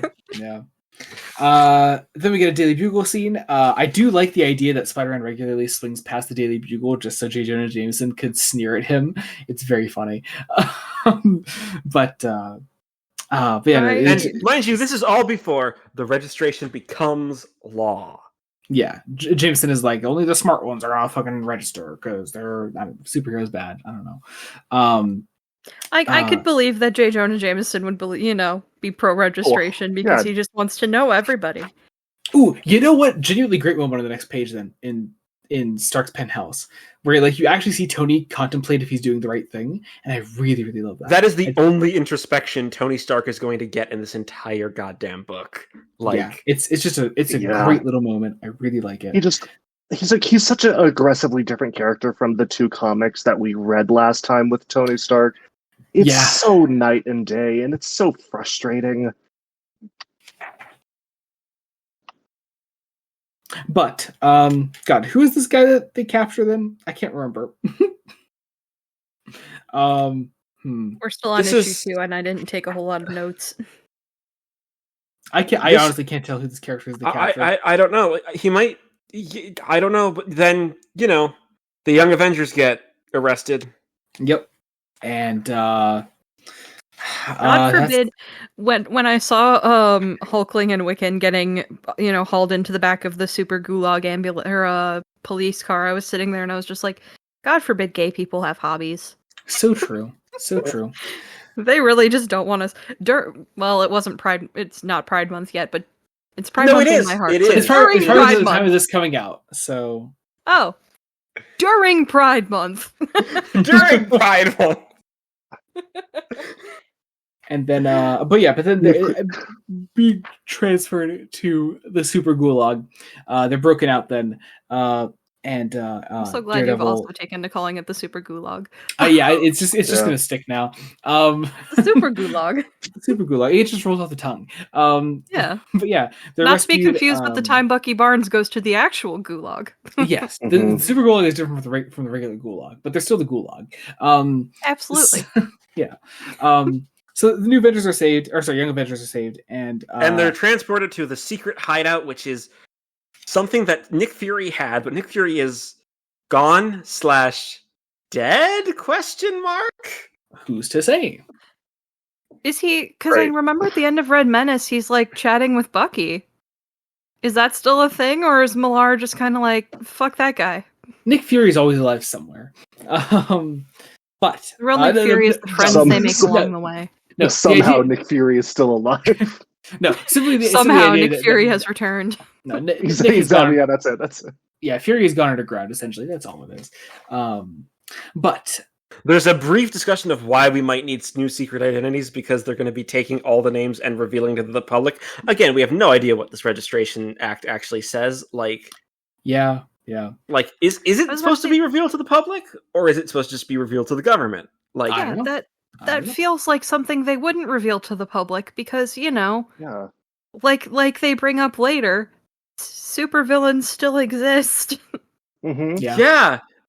So that feels like maybe if you submitted a FOIA, maybe, both of my parents work in the law, so I know these things. But I was going to say, I don't even know. Would it even be covered by the Freedom of Information Act? Like, probably not. But I'm sure someone would try to send a FOIA to try and get it. The other thing with FOIAs too is they can redact a whole bunch of stuff, so you might get it, but it might just be a sheet of black ink. That's very possible. But we have, mind you, that is the entire plot of the issue, because now we get to the cliffhanger of our first big press conference to try to get the public on side of the Superhero Registration Act by having someone who, in the immediate end of the last issue, was anti-registration. Mm-hmm. And now Tony has somehow convinced Spider-Man, of all people, to step in front of a bunch of people on national TV and take off his mask and reveal that Peter Parker is Spider-Man to the entire world. I like to think that J. Jonah Jameson had to be physically restrained when he learned that Spider-Man is not only one he knew, but also worked for his company. Yeah, it's a great moment, actually. If a little contrived. But also, I fucking adore the panel right before the final panel where Jameson has seemingly like fainted and fallen. Fallen out of his I do like that one. Because here's the thing: because the only Spider-Man I have read is Stan Lee, Steve Ditko, and even then, Jameson is very gruff, and it's like "fuck you, Peter" on the outside, but it's like, I do actually kind of care for that kid a little bit. Like, yeah, you can see a little bit of that in this moment. But that's issue 2. Hey, how much plot just happened in that issue? Like, our plot points. How are we measuring it? Let's just do plot points in moving the story forward in any significant way. Also, like, the Registration Act passed. Story forward. Also, like, not to jump ahead a bit, but it's just like, man, I sure wonder why Spider-Man did that decision. I wonder what he has to say. And then the next time we see him is like, man, Tony, you're kind of a shitty person. I'm not really on your side anymore. It's like, what happened? Like, did he get drugged? Like, what? Like, I genuinely thought, like, is he, like, being held, like, at gunpoint? Like, I thought there was going to be something more. Nothing. He just does it, and then he changes his mind again. It's like, okay, great. Spider-Man in here is just as pointless as he is in the movie. Yep. But opening issue 3. But I love Tom Holland, after however. this, no. After this, he gets to make a deal with the devil. Beautiful.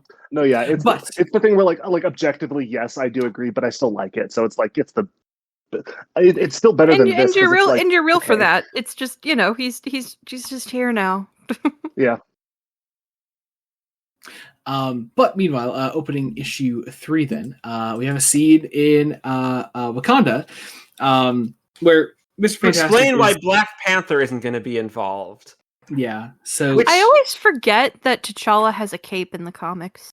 It's so cool. Why doesn't have a cape in the movies? It's just see, I don't like the cape. I subscribe to Edna Mode logic personally. I don't like capes. Capes are cool. Doctor Strange is an exception. I love capes. If I may play devil's advocate, I understand Edna Mode logic.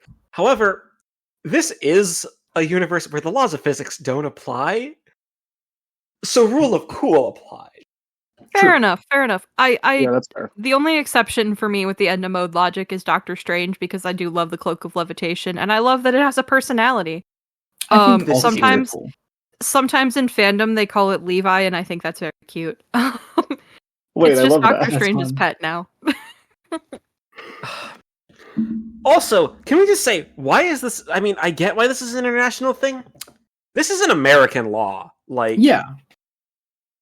Sure, that's going to affect the international community, but like, it's not enforceable for non-American heroes. I mean, I guess I could maybe see, because are T'Challa and Storm married by this point? Are he and Aurora? Because she's an American citizen. No, they're together at this point. Yeah. Yeah, so like, I guess maybe I could see him wanting to get involved from that front, but also like, I can't imagine Aurora is currently living in the United States. So like, also, it's going to be undone by the very next sequence of. Yeah. One, we do quickly find out that. Well, I do love to say that T'Challa's like, word of advice, Reed, call Susan, call your fucking wife. Yeah. She is smarter than you. I love T'Challa. What a guy. We get a brief Yeah. brief look into the sanctum, the sanctum You almost got it, Jabe. Try it again. sanctum Use your words. sanctorum, right? There you Is go. that the Yes. word? Yes, that's it. Yeah, Yes. that's it. Why was that Congratulations. so hard? I don't know. But yeah, I also just like that it's like no, Doctor Strange doesn't want to support Tony at all. Doctor Strange is a character that wears no mask and doesn't conceal an identity of any kind. Very funny. No, because it's almost like this is Doctor Tony's Strange being said an- absolutely not. It's almost like someone's being an authoritarian, Tony. Crazy. So now we get the X-Men's involvement. Uh-huh. Which is Tony Stark, and it goes to speak to Emma Frost, Who is apparently leading the X-Men at this point. Mhm. Cool. X-Men history is always messy. Yeah. But essentially, this is just Millar writing the X-Men out of the story. They're gonna have nothing Also, to do with it at like- this point. Like, Tony's like Tony is like blackmailing them with genocide. Like, Mark, how do you think this side is a good side? Like, it's not. It can't be. There is a moment later, and I mentioned it in the group chat, where I'm like, how is this not more heroes? Wait, are we still on the right side moment? And now that we're talking about it, there are so many other points where that should have been a lot of Yeah. people's wait, are we still the good guys moment? yeah, Yeah. yeah. But then we get a look at our secret Avengers, as they're coming to be known, Cap's team. I do really like their civilian disguises. I especially like Cap as this security guard guy. It's very funny. Yeah, just some fun disguises as they all. I should say the team is Captain America, Mhm. Hercules, Daredevil, and Goliath. I'm excited for all the action-packed adventures that this team is going to have. Anyway, what's the next scene? So they do go into action next, actually. Yeah, well, they do briefly say, like, it's the little things, like getting to meet Make-A-Wish kids that make like superheroing worth it. I'm like, yeah, that's nice. That is sweet. I do like That that. is almost something Tony would Cap would say. Daredevil, famously a guy that goes to see Make-A-Wish kids. Again, it's because we aren't taking any difference between the streetwise heroes and the ones that are higher up, but that's fine. Yeah. I like to think there's at least like one child in Hell's Kitchen that has seen Daredevil and is like, I want to meet that guy. I want that dude. That's fair. They can be a little,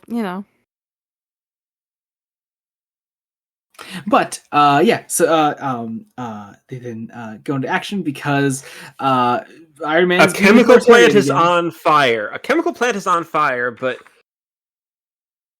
okay, so this was a trap? Like, Yeah. Tony did again. How are you the heroes? You're blowing up a chemical plant. Yeah, they actually did this. Like, what do you mean? Like, they Yeah. say no one was inside, but like, okay, cool. You're still doing a lot of property damage. that chemical plant was one day away from retirement. Yeah. Yeah. That one is their last justification. I also just want to know in what world She-Hulk is on fucking Iron Man's side in this. Like that's you that's see, fucking Joey, character you want to know assassination. why? You want to know why? Do you want to know why? Why? I know Why? exactly why. She's a lawyer. Gotcha. And remember, Ah, lawyers she's have to be the correct. bad, have to Matthew be like, Murdoch. Yeah, wait, isn't Daredevil son? Wait a Yeah. second. Yeah, that's true. However, Kestrel, remember, She-Hulk is a lawyer who doesn't hide her identity because she can't. Are we sure it's not That's just fair. because Mark Millar knows that She-Hulk's got a fat ass and he wants a woman with a fat ass on his side? I was about to say he just wants her because she's the lawyer with boobs. Yeah. Yeah. That's also possibly. If Matthew Murdoch also had boobs, he would be on the other If Matthew Murdoch had spent any time mewing and just had the greatest jawline imaginable, then maybe he would be on the side of justice. Yeah. Very true. I mean, Charlie Cox. Exactly. Yeah. But Cap arrives. We have a standoff between Tony and Cap, and it's look. They agree to temporarily help each other, to work together. And they say Tony gives Steve like 5 minutes, sorry, Steve gives Tony 5 minutes apparently.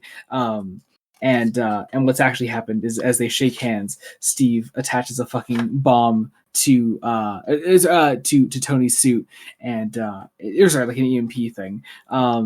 And like, you know, takes out Tony's suit so that Captain America can be a bad guy and can make his friends fight the other guys so that Tony doesn't get in the way. That's all it is. Look, it's right away. Millar is giving away what he wants the resolution of this book to be, because he's having Captain America just commit acts of needless violence in this moment, like in a very not Captain America way. Like, yeah, this isn't Steve. This isn't Steve Rogers. This is John Walker. Yeah, exactly. For real. For real. But then Tony gets back up. There's some fighting between them, and then all of the fighting is cut off by Thor showing up in the middle of the fight with an asterisk next to it. It's yeah, it's true. And then allegedly Thor. Yeah, the issue ends. Hey guys, do we want another plot update? Because where we at, Jacob? Where we at? Conflict? We haven't moved anywhere. We have barely. The Registration Act officially got passed. That happens at the very beginning of the episode or the issue. So we got that now. Got that squared away. No, that happened in issue 2. It just had to remind us that it totally passed. See, here's the thing. I just took a skim through issue 4, and I think I realized that issue 4 is my least favorite issue of the whole run. Because this is the one where quite literally, nothing happens. There are so many words in issue 3 where it's like, Millar thinks he's espousing philosophy. He isn't. Mm-hmm. He's just like making everyone an asshole. Like, that brings us to issue number 4, which is God. Okay, so here's the opening of the issue. There's a fight with Thor. We realize that Thor is a robot, and Thor killed. Sorry, was it? Oh, no, what happened in the Thor comics before this? Because I think it's Hercules, maybe, or Sam. Is like, dude, we thought you were dead. Yeah, honestly, what happened? I have no clue what happened in Thor leading up to this. I really don't. Yeah. I just assumed there was a tie-in something, or like I was just jumping in at a bad point. Probably just where we're at with Thor's history currently. Thor also kills a guy. Thor kills Goliath. Fake Thor kills Goliath. This is the only casualty, guys, of this entire goddamn story that isn't like a civilian. Mm-hmm. And it's. I mean, hey, Steve Rogers loses his dignity. And it brings a tear to your eye every time I think about it. What are we fighting The only for? actual casualty, the rest of the casualties are just everybody's characterization. Yeah. Everybody. I mean, even in this one, it's like Steve says, "You really think I'm going down to some pampered punk like you?" Like, that's not fucking Captain America dialogue. Yeah. Again, yeah. it's John Walker. Oh man. Steve McNiven really has a thing for Dagger. Really twice in this one issue, he really sexualizes Dagger, and it's fucked up. Is this the one ass ripped? It is. Yeah. But also in one panel, she's literally falling flat on her face, and the way she falls, her ass goes up into the air as she's falling flat on her face, and it's fucking pathetic. Oh, I forgot about that. Captain America, please! I'm trying to fight these villains, but I'm dummy thick. Was that the one where I sent the screenshot being like, okay, everyone, here's a game. I want you to tell me in this photo where the female superhero is. It's that exact panel, yeah. Got it. Oh, yeah. Okay. Oh, God. Yeah, there's the ass rip, and it's just like, God. So I was like, also, we're confirming canonically the Dagger doesn't wear under her. Yeah. Or she wears a thong. True. But I'm like, guys. Yeah. We can be better. So again, my advice. So the rift between, I should say, part of the problem is, you know how there's a rift been growing between Reed and Sue, and but we barely had Sue do anything. She allows Cap's team to escape, which good for her. Yeah, but also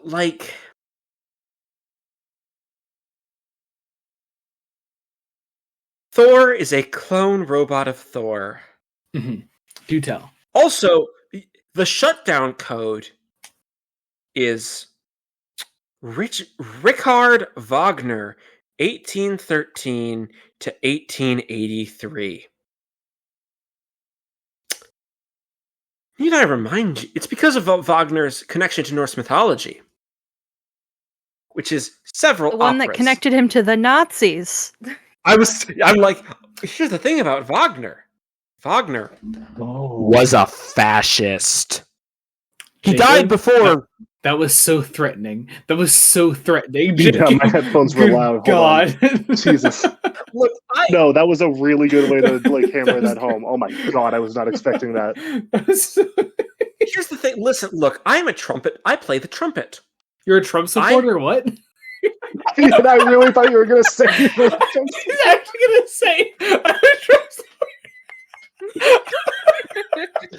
sorry. I'm sorry.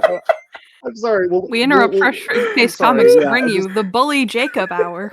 The Bully Jacob, after Jacob was making a very good point about how one side of this conflict sorry. is, Yeah, no. is not in... Jacob just stops mid-sentence talking about a fascist, being like, you see, I'm a Trump supporter. I believe in democracy.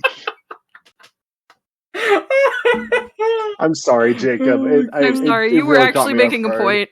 I was making a salient point. So the point is, Wagner as a composer, his music is the music of fascism, essentially. Like, Millar is doing it because, Thor is a Norse god, and we can just connect these two dots. He is clearly not aware that he is basically outright saying, the side that I like is the side of the fascists. Throughout this entire goddamn book, in every single way. Also, a lot of people still play Wagner. I have played Wagner. It's... he is a complicated fucking composer because people still love the man. He gets played at weddings Jacob, 9 times out of 10. Do you love the man? No! I don't. I Are you remember sure? I took a class in college called Hitler and the Third Reich, which was actually very it fascinating. was just called that? Yeah, it was extremely fast. Hell of a, yeah. I would like to point out this is the year I transferred. So I didn't pick it. My advisor did because she was like, "You need a history class," and I went, "Okay." But it was actually quite fascinating. It was all about like his rise to power. But I remember specifically we talked about Wagner because, a lot of people assumed that he was a Nazi, and he's like, well, it's not exactly true because he died before the Nazis rose to power, but his widow fucking loved Hitler. Yeah. Like, it's a lot. There's a reason. It's like fascinating. He's like, I want to be very clear. If Wagner would have been alive at that time, he would have absolutely loved Hitler, but he was dead by that point. His widow, on the other hand. And what is further fascinating is that the national composer, immediately after Wagner, was problematic, was kind of complicit, but at least tried to get people out of Nazi Germany. Mainly his family, who has Jewish connections. I can't remember if they were Jews themselves or not. But still, the man was a fascist. My point is, Mark Millar is writing a book that is pro-authoritarianism at best. I am so glad we actually got a conversation out of Civil War #4 because there's nothing else that happens. I was going to say, a lot is fucking said. Yeah. Sue's mad at Reed, obviously. It reminds me of whenever I talk about why I hate Avengers Endgame with one of my friends. They're like, I just remember that there's like a 1.5 minute long scene where we watch Scarlett Johansson make a peanut butter jelly sandwich and eat it. And there's a world where that could have worked, but the Russos are incompetent. And I'm like, this is the exact same thing where I'm like, this issue could have worked, but Mark Millar is incompetent. I guess it wants us to sit with the death of Goliath. I guess. I mean, also, let's be honest. Can I just say, if they wanted me to feel sad during the whole death of Goliath thing, which I do, because again, I like Bill Foster, they shouldn't have mentioned that it took 31 burial plots to bury him, because that did make me chuckle. That's a little. It's an objectively funny line. It's also it's also a choice that in the book called Civil War, the only main character death is a black guy. I didn't even The think of optics that. are bad. The optics are Oh bad. Jesus, you're right. Oh God. Like that's, and I don't. How litigious do we think Mark Millar is? I'm not sure how deep it would go, but I could see it being like, I don't really care about this one specific character. It'll be that, and it could have just been like it happened to be this, but still, it's like okay, but be explicit as to why you don't care about this specific character. Also, like, I don't think it was. I don't think it was reasons, an intentionally racist decision. However, I do think he needs to unpack why. I was going to say there are some. There are definitely some biases as to why this is the character that dies, and is the only character that dies. Yeah, or the only the only named hero that dies. I should say, like. Man, it's crazy that the last episode of Doctor Who is bad, isn't it? So I was about to say it's almost as bad as having your black guy regenerate into a white woman. Man. White woman. So, instinct. Reed fixes his Thor robot, and Steve is all like, "I fucking hate my friends" and all that. And like they're gonna still use the thing. They're like, we made him from Thor's DNA. Do we need a Donald Blake to give him a human conscience? Maybe you don't make a clone that's under your thumb, Steven. Or not Steven, Tony, and Reed, and Shield, and what the fuck is this? Alright, they murdered Bill Foster, Okay, can I just ask, who's the one who's stitching Cap up? They call her Jane. That would be Jane Foster. Is it Foster? That would be Jane Foster, yep. Oh, is it? Okay, I did not catch that. Yeah. It's the problem of there are so many characters in this goddamn book, and oh my god, because isn't Wasp also Janet? Janet Van. Yeah. And Cassie Lang pops up. Yes, she's been here. Mm-hmm. And it's there's Young Avengers strife between Cassie Lang and I'm guessing Kate Bishop. I think that's Kate Bishop. I think you're right. Where at? Before Goliath's funeral, Cassie calls a female character Kate, and I've seen a female character drawn this, shooting a bow and arrow. I am trying to make the obvious connections. Yeah, that's her. And hoping that I'm right. Yep. Goliath's funeral. We get another scene with Tony and this senator lady, and there's also this whole idea that wait, Jacob, I think you were wrong before. I think this lady's name is Sharp. Yeah. This is the mom. No, it isn't. Yes, it is.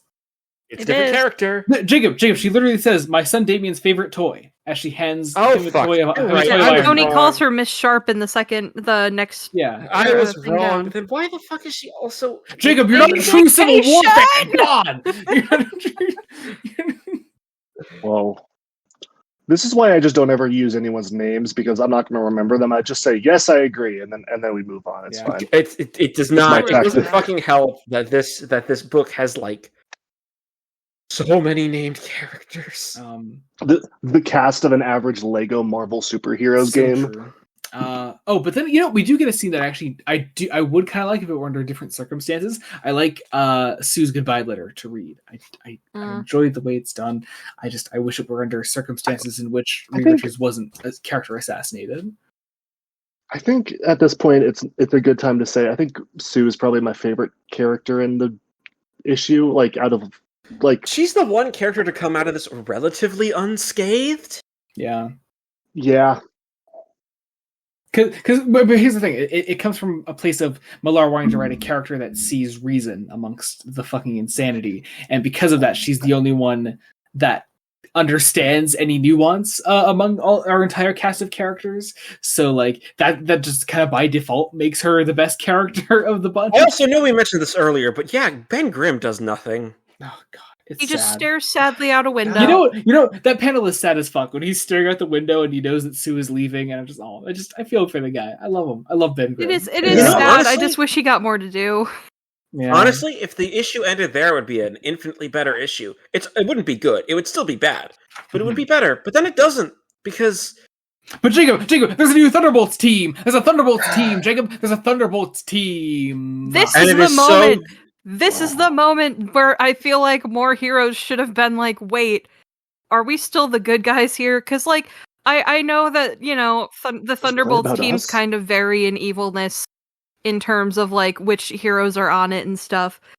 But, like, These are baddies. guys, These are baddies. yeah, These are straight this has baddies. Bullseye and Venom and one with the creepy, like, fingers that haunt me in my nightmares, and I don't know her name.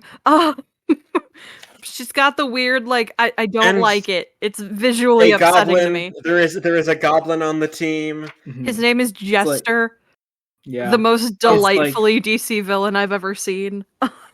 Also, So- it's so I don't know if the Thunderbolts. They're an answer to DC's Suicide Squad, right? Like, I'm not. I don't know the origins of why they were created, but I think that might be right. I At would I least was about to say, here, I've always at- heard that.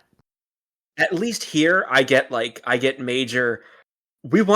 Millar wants to tribute John Ostrander and Kim Oh. Yale. Absolutely. And this man so. wishes he was fucking Ostrander and Yale. Like, come on. Yeah, because literally, He I wishes think he- in the next episode, Tony's like, "Yeah, they'll be microchipped and they'll go back to jail or whatever," and I'm like, "Oh, you're just straight up ripping off Suicide Squad here, buddy." Yeah, it's rough. And Yeah. you know, the Suicide Squad. No, I that don't. run started because John Ostrander was fucking pissed at Ronald Reagan. Oh, Like, it's so good. Seriously, please, everybody. It is one of my favorite comic runs of all time. Read the Ostrander Kim Yale Suicide Squad run. It's so fucking good. You have no fucking idea. Sure, it's 60 odd issues. It's so fucking good. Do it right now. it I'm also not gave doing us it right Oracle. now. All right, I'll see you guys later. I'll see you Bye, guys later. Mason. Once again, great visual gag that nobody listening will get. Mason No, literally, it's a- Mason just got up and walked away. I love it. Anyway, but beginning Civil War, Mason's not coming back, is he? It's not coming back. Legend there he has is. it. Oh my god! He really went for that. So Yeah, sorry. I popped back up and I crawled from the floor, which is why that was the reaction. Civil War number 5. We have the bad guys, the Shield, going after Johnny and Sue, and They are brother and sister cosplaying as husband and wife. And I don't not feel yet, qualified not to yet. unpack that. Oh, we're almost there. That happens soon. It's coming Oh. up, and I'm upset. I was about to say, um, it upsets And me now- greatly. And now a whole plot point has happened between books because Peter Parker really fucking hates Tony Stark right now. And it's clearly not just because of Goliath. They mentioned Goliath. There's clearly more shit that has happened in between. It has happened. Like, It yeah, has happened in Spider-Man tie-ins. And if you know the event, you know what it was. But like it's as the event stands itself, just the main Is it the issues, thing that leads into One More Day? Because I know what it's- leads into it's- One More it's Day. because Peter Parker's identity has been exposed. People go after Aunt May. That's exactly what it is. Yeah, It's- okay. So, it's- but also, we drop so much information, like, that are clearly meant to be reveals. So, like, in just a line of dialogue of, I don't have a problem with working for S.H.I.E.L.D., but locking heroes in the negative zone. When did that That- happen? And guess what? Gulag. We eventually find out that was what 42 was referencing, which, you know, I'm just going to fucking go on this rant now. It's going to come up later. Jacob in the, rant, The Jacob rant, name, Jacob the rant, Jacob naming, the reason they give for the name is so dumb. I hate it. It is I this hate it so idea much. that Tony Stark and Reed Richards got together and created 100 things that would improve the world. Ugh. Mind you, a genuinely, I will say, in character thing for like it Tony is something Stark. that they would do. In The idea. Yeah. But one of those things being, let's lock up human beings in a another dimension super gulag, Guantanamo Bay stand-in that is going to make them go insane because apparently that's what the negative zone does. What the actual fuck? Like, Horrifying. Also, can I say, I have this in my notes here. Literally my first note for issue 5 is when Tony and Peter are fighting, and I think it's Peter makes some comment about Bill Foster dying, and Tony responds with, "Thor reacted like a police officer." I just have Tony, that's not the talking point you think it is. Tony, this is a bad talking point. Mark Millar, that's not the talking point you think it is. Yeah, followed by, "You're right, but you're wrong about why you're right." Yeah. Ugh. So, and Tony tries to bring up Aunt May and Mary Jane. Also, for a book with so many fucking characters, and for a book that, ends its second issue with Peter Parker unmasking himself while married to Mary Jane Watson. Yeah. Why I'm sure it's in the tie-ins. I'm sorry. I think you might actually have an argument if you actually had Mary Jane, a civilian character, in this book. Yeah. There are no civilian characters in this book. There's the mom of that kid, and that is you it. could cut She's the not even Thunderbolts really from a this character. book entirely She just pops and up on lose occasion. nothing. Yeah. But instead, the Thunderbolts go after Peter because he gets chased into the sewers. He gets beat the fuck up. But he gets away. The Jester and Jack-o'-lantern are the most DC villains I have ever seen, and I mean that as a compliment. I'm just like, these two would feel at home in a Batman comic. There's a really funny Silver Age Iron Man issue where he just fights a guy called the Scarecrow, and he looks just like DC Batman's Scarecrow. Like it's just the Scarecrow. There's nothing different about him. He's just the Scarecrow. It's really funny. But I guess you can't copyright it. You can't copyright a character just called the Scarecrow. There have been Marvel DC crossovers, haven't there? There have been. We are getting ready for a new set of. We are Marvel getting ready DC for a Grant Morrison written Batman Deadpool crossover, which still blows my fucking mind. Every word of that sentence is insane to me. Yeah. Joey, I was going to ask, can we cover that on one shot? We can totally, as long as we cover the Zeb Wells one too, because I want to have fun with that. That's going to be bad, and I just. I'll allow it. Okay. Be on the lookout on Fresh Face One Shots. But so now we get Johnny and Sue disguised as a married couple. I don't feel qualified to unpack that. All I would like to say is resurrecting Freud is almost worth it. Are we sure that hasn't happened? Here's the thing. Mark Millar is not qualified to unpack that either. So it's like one page and then we move on. But then we get another just gut punch of the next page. Mainly, you guys this is like an iconic image. This is an iconic image from this story. Is Punisher holding Peter's fucked up body? This is one of those images that fucking fan fiction ass panel. I love it. Yeah. See, I was like, why the fuck is Frank Castle here? Because I don't know, he hates the government and he wants to, I don't know, go to the other side. Frank Castle is not a team guy. He doesn't belong on a team. Frank Castle, if I ever see the Punisher on a team in anything, I think it's a bad idea. Period. This guy does not belong working with anyone. He can bully Daredevil sometimes on occasion. That's great. Okay. He should bully Daredevil. He should bully everyone. It's great. He's Frank Castle. I love him. Frank Castle. The ending of Daredevil Born Again, when he and Matt are fighting together, they're just such a fucking old married couple, and I love it. It's beautiful. But except in that scene, it's literally stop doing murder, Frank, please, and he just doesn't. He doesn't stop. And that's a great segue back into this. Like, why the fuck is Cap accepting the Punisher on his team? Like, Captain America is one of the few Marvel characters I would call a paragon. Like, yeah, like okay. So speaking of the other Miller that we referenced earlier, Mark Millar kind of treats Captain America the way that Frank Miller treats Superman, doesn't he? Like, yeah, he sees this paragon of good, and for some reason his first instinct is to say, well, how can I fucking tear him down immediately? How can I make him seem bad? And I don't know why. I don't know why that's the instinct. Like, I know why. I know what the fuck it is. It is You know the Grant Morrison quote about Superman? Oh God, yes. Okay, actually, important note: do Kestrel and Mason know the Grant Morrison quote about Superman? I don't No. think so. Let me pull it up. Give me just 1 second.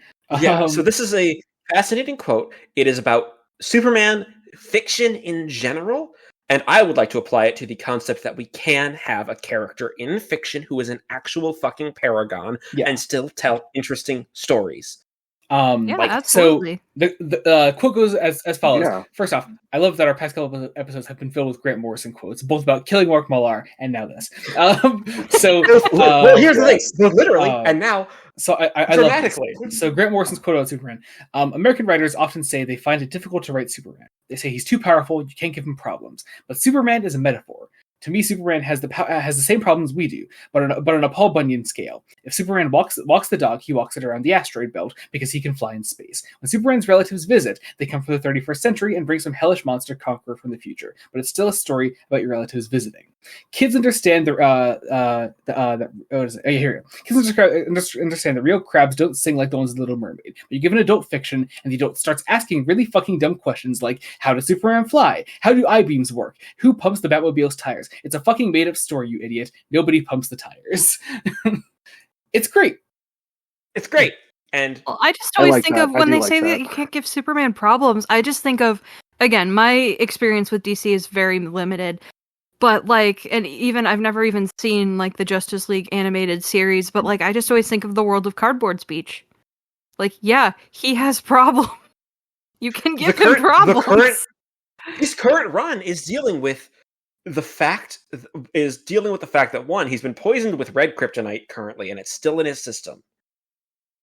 His wife has been given the chance to share in this world, and now has had that forcibly ripped away from her, and neither of them are dealing with it well, and they are both struggling, and it is great human drama.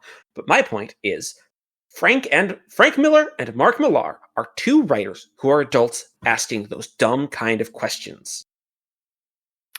And that's a problem. How can you be all good? It doesn't fucking matter. To be honest, it does not fucking matter. These are characters. These are stories. They're fictional. Absolutely fictional. Because we don't have Superman in our world. We don't have Captain America in our world. We don't have people like them in our world. We just don't. We should be striving to be paragons. Yes. Yeah, they're ideal. They're ideals. They're ideals to strive towards. I mean, hell, I don't think anyone in this call likes Man of Steel really, but I love the quote Man of Steel. I think it is fine. The quote Man of Steel. I have never seen it. You will give the people of Earth an ideal to strive towards. That is the point of that quote. Like that is what that is to me, and it's just it makes sense. Damn it. Yeah. I think we as a we as a collective, when it comes to criticism or talking about media, I think we really undersell the power of asking, why the fuck is that what you're focusing on, or who gives a shit? Mm-hmm. Like the question, because it's like saying I don't know, why is Superman so good? It's that is the first brick laid, and we're talking about a massive building. Let's talk about the fucking building. Yeah. You're missing. It just reminds me. The fucking yeah. It just reminds me of the people that talk about. You saw a lot of this in the 2010s, where it was when people would talk about Beauty and the Beast, they're like, "Oh, Belle just has Stockholm syndrome," and that's just the end of it. And they try to use that to make them sound all #smart and edgy, and it's just no. John Cocteau did not open his Beauty and the Beast film with a chalk scrawl saying, "This is a fucking fairy tale. Let yourself have the childlike wonder that maybe a man can be a beast and back again." Yeah. Also, can I just say Belle having Stockholm syndrome is just fundamentally wrong? But anyway. It's not paying attention to what actually happens in any version of that story that not only is that a stupid argument because it's a fictional story, but it's also just a fundamental misunderstanding of what Stockholm syndrome is. Mm-hmm. Also, there's debate on whether or not Stockholm syndrome is actually a thing. I was going to say, it also may not exist. But just, it also displays to me a complete and utter misunderstanding of what Stockholm syndrome allegedly is.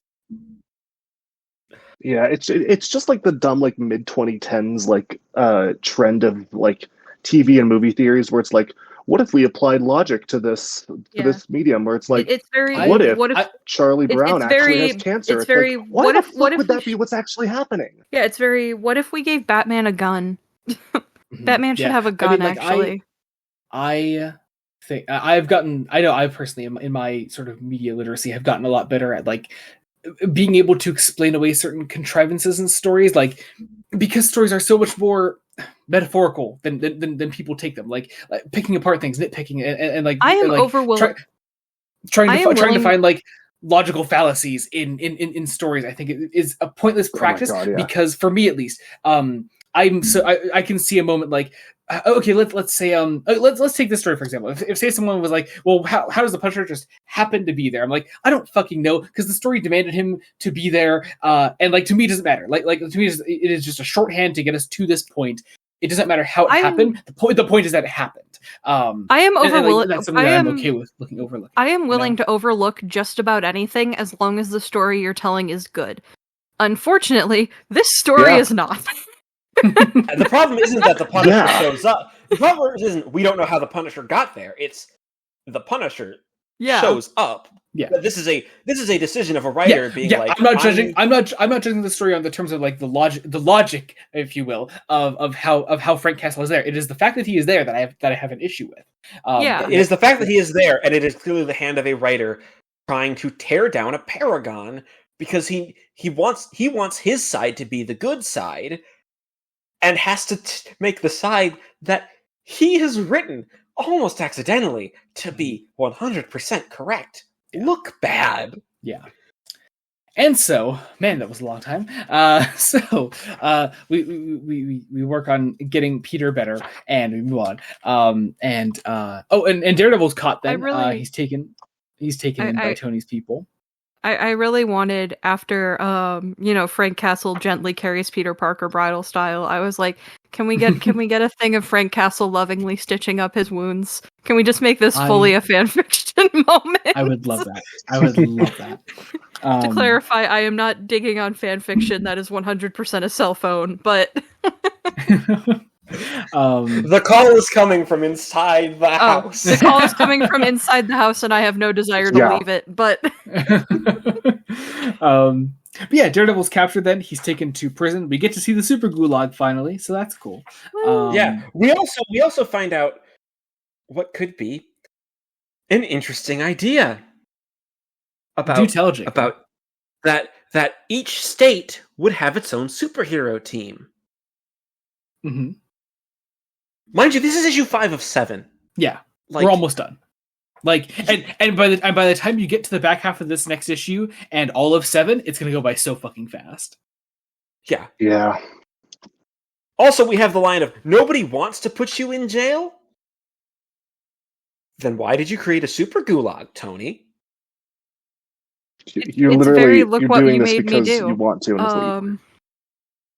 Also, I'm so conflicted on this. It feels very fanficky. This last scene between Tony and Matt, because like I get it. Millar understands that Matt is a good Catholic boy, but like there's this moment where Tony's like, a silver dollar? I don't understand, and Matt is like, guess that's 31 pieces of silver you got now, huh? Sleep well, Judas. I didn't. Yeah. Okay. I'm going to be so real with you. I had no fucking clue what he was talking about. I'm with Mason. I was like, I don't. Oh, you don't know this. So, no idea what this means. So Judas sold out Jesus for 30 pieces of silver. That's what's being alluded to here. It doesn't make any sense because, one, Tony's not the one who sold people out. Yeah. Tony didn't create the bill. He just decided to become the government's fucking lapdog, which still bad, obviously. Also, 31 pieces of 30. No, the line should be, it's your 30th piece, and that should be where we end. We don't need to outright say Judas. Like, yeah, it's so that's what makes it feel like fanfic to me. It's so on the nose. I'm like, okay, it is not trusting the reader to get a very obvious literary reference. I mean, also Mason and Kestrel didn't get it, but that's only because they're not as familiar with the story. You know, like that's fine. You know? I was about to say, sorry, well, I I mean, wasn't raised like- Catholic. And we unfortunately were. I was about to say, Were. staring I was Jacob raised in directly a- in the eyes. yeah. I'm sorry, I Oh. wasn't raised Catholic. I will say I did unload on you a lot of Catholic trauma in college. and now we're all here. Now we're here. It's like the Oh, domino effect Talking about meme. Civil War. Yeah, Yes. Jacob shares his Yeah. Catholic guilt with me. We bully Mark and Millar on Hi. One of those dominoes have to be we both bitch about decisions made during Carrie the Musical. Like, Amazing. Yeah. God!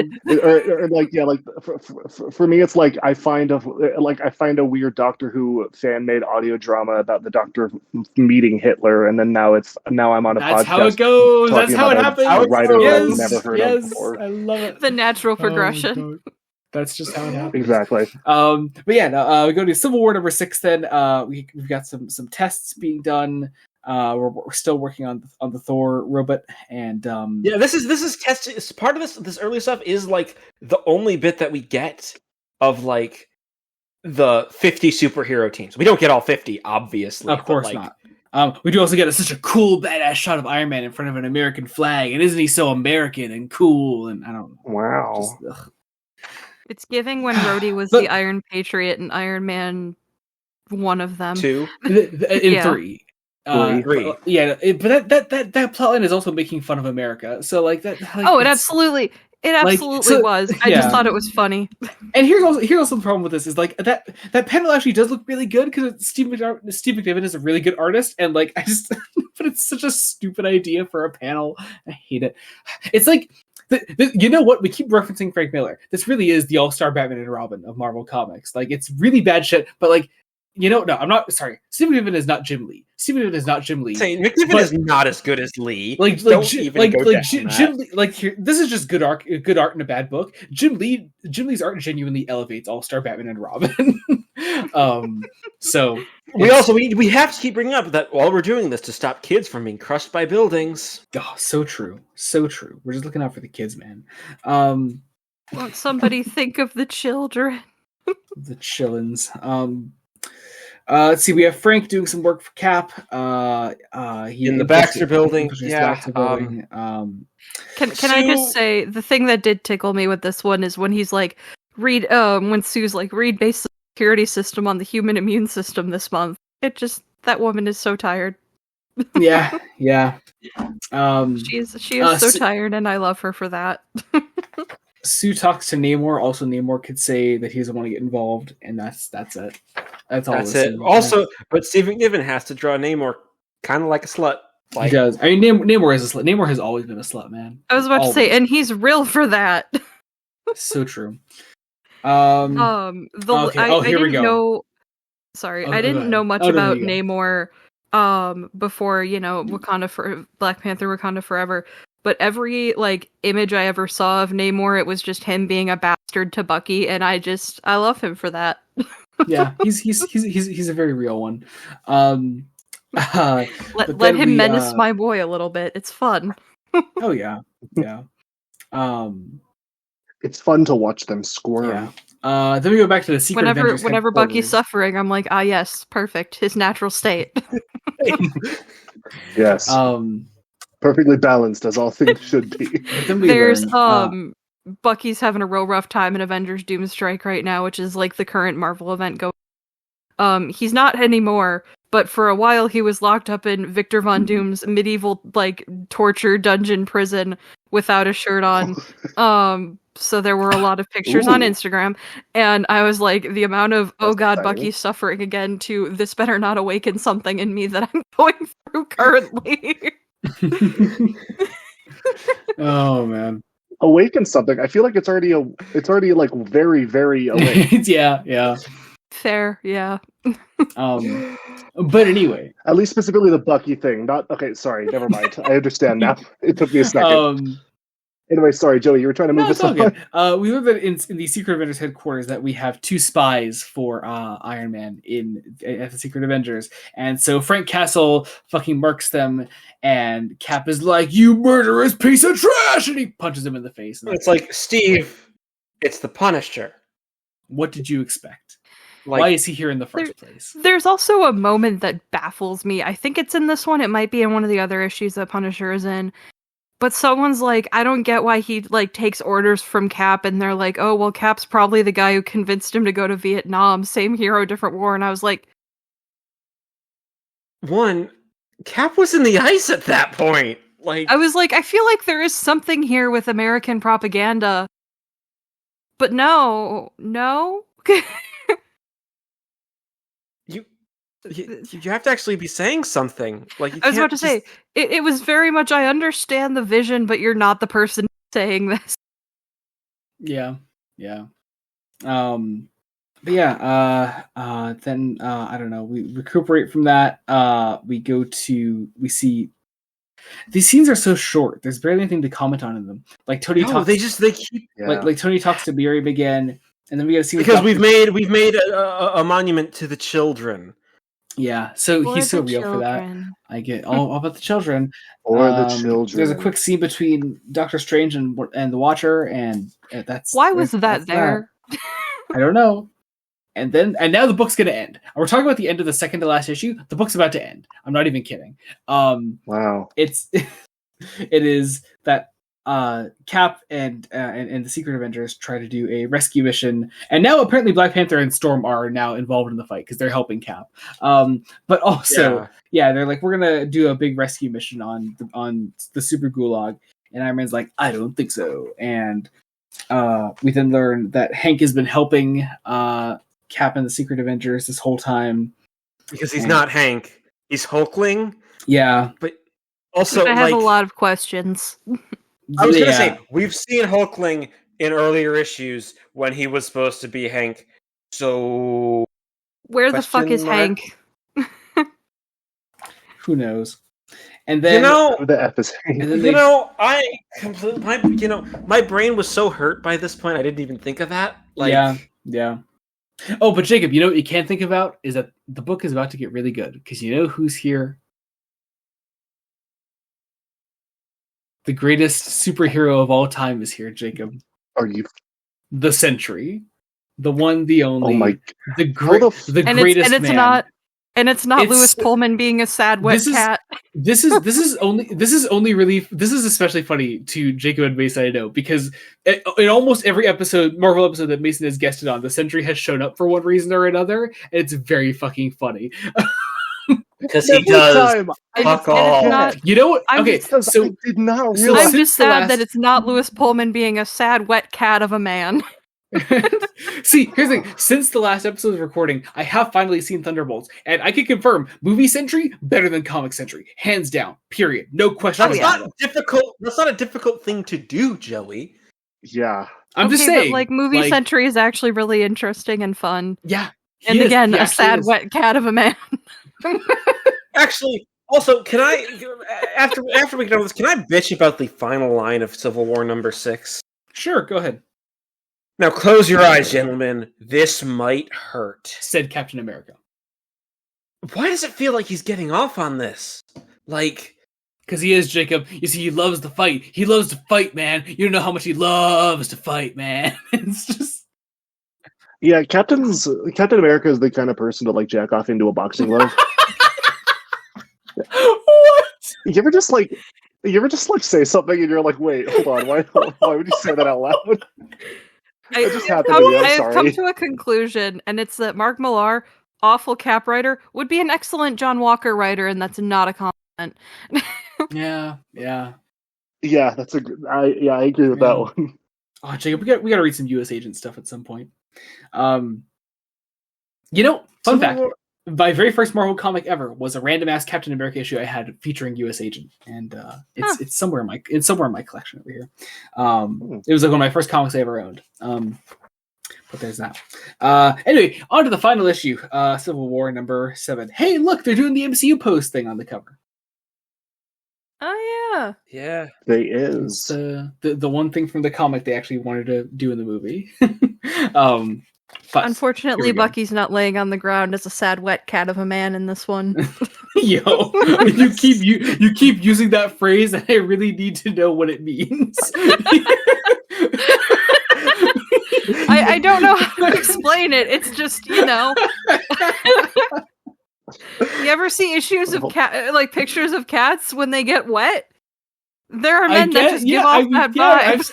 I guess. Oh, okay. I'm now imagining my cat wet and sad. Tell me about your wet pussy, Jacob.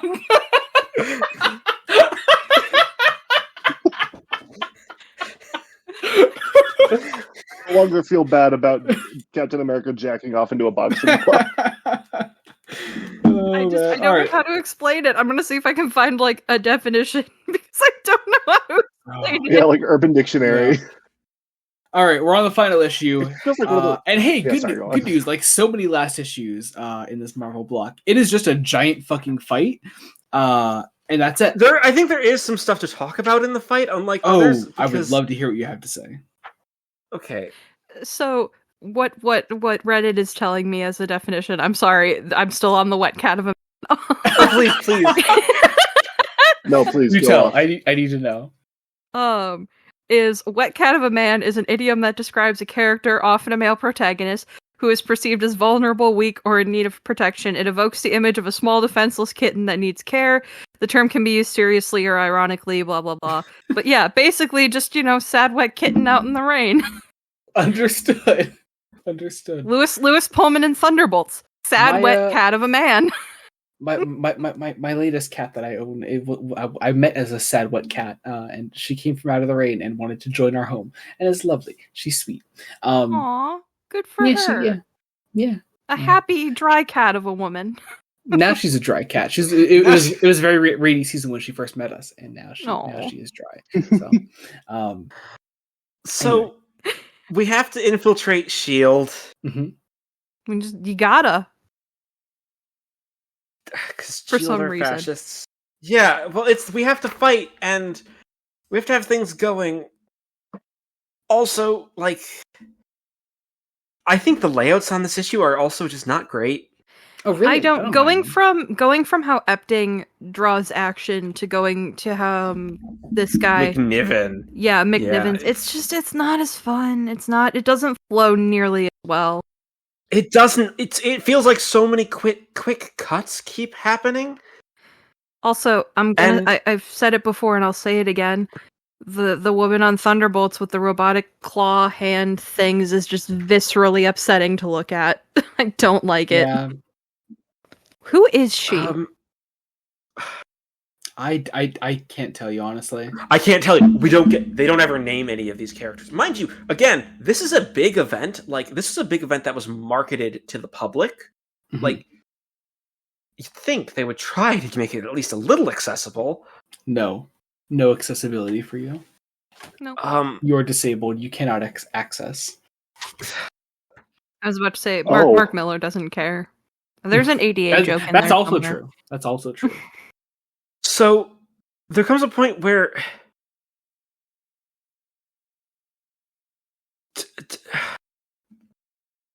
like, Tony sets a guy on fire. Mm-hmm. And we killed the robot Thor. And it's like, we need to find Captain America.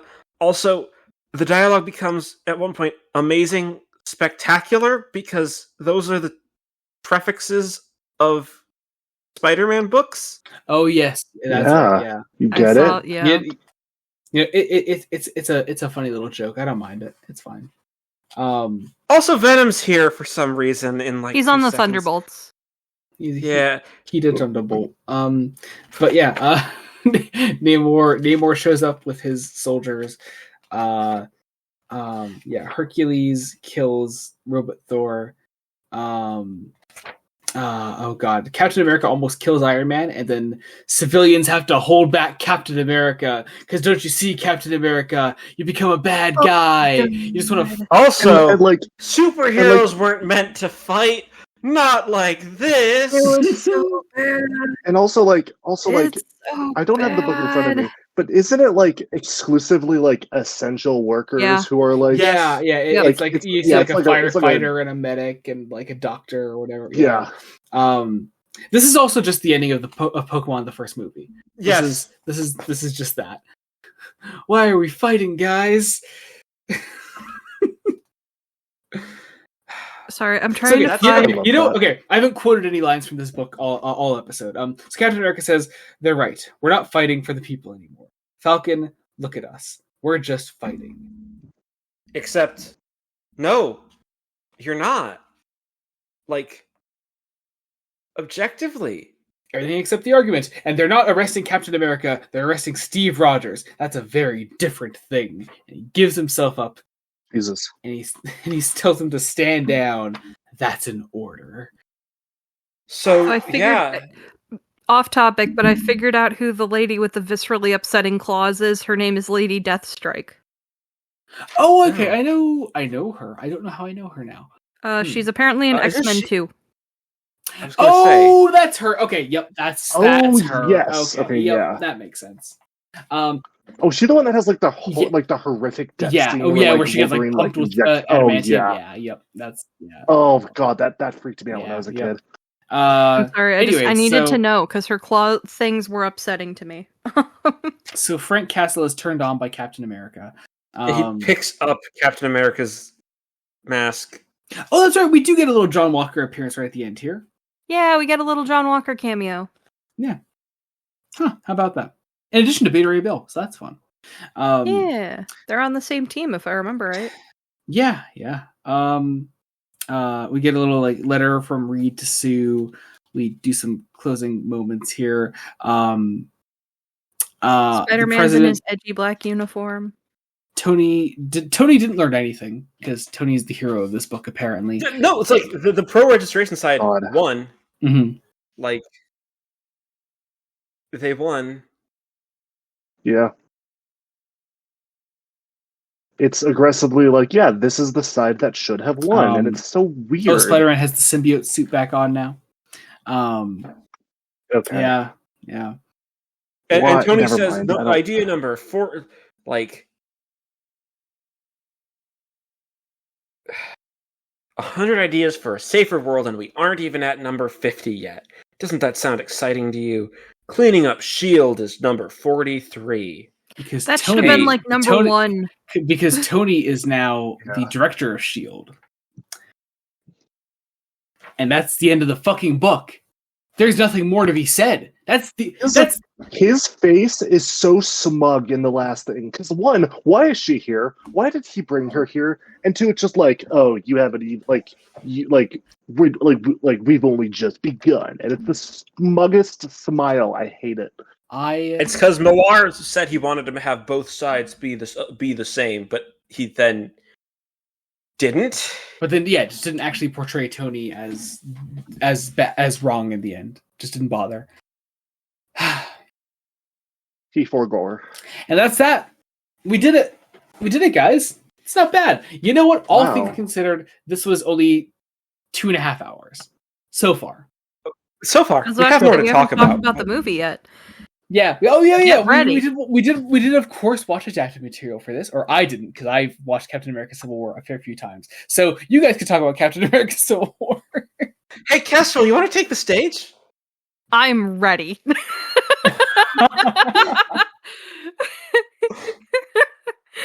Sorry, I was looking because the end of Civil War as a trade issue has an ad for World War Hulk in the back, and I was like, that's probably so much good. better than better than this.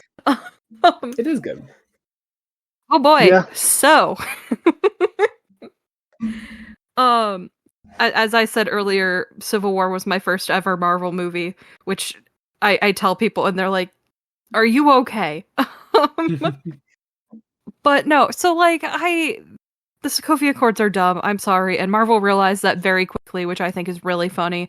But I just, as somebody who is assigned female at birth, queer, and trans, these people made legislation with no, like, they don't know your life experience. They could not possibly have this life experience. They did not consult anybody with this life experience. They were not even in the room when they were making these laws. And then being like, and you're gonna follow these or else.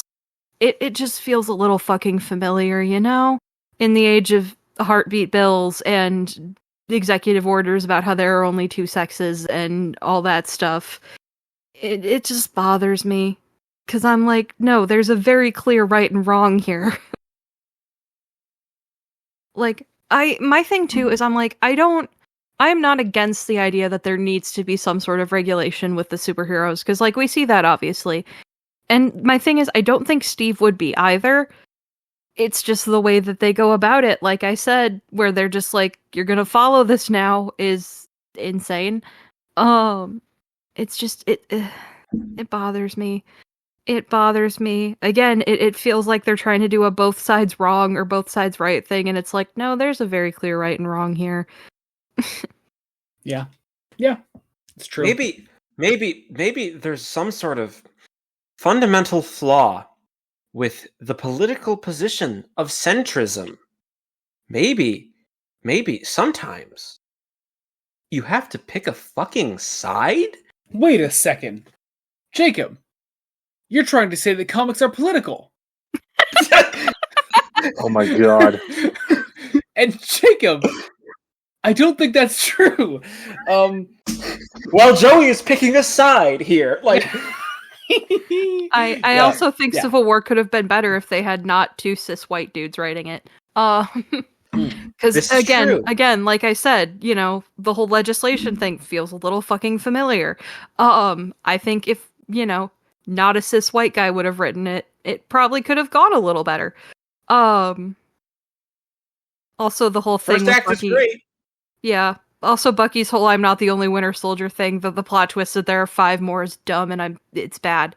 I don't like it. I hate it so much. It takes years off my lifespan when I think about it. Here's the thing. Before rewatching it last night, I completely memory holed that. I thought the film ended with the fight in the parking lot. Oh, really? Yeah. Yeah, that's like halfway through the Like, movie. wait, Yeah. no, this is No. just the halfway point. Yeah. It's still going. Yeah. You know what? I do. I like the stakes of the final fight. I do like how the film builds up to that moment, and I like the realization between in Tony, like showing like how the film portrays that final rift between Tony and Steve.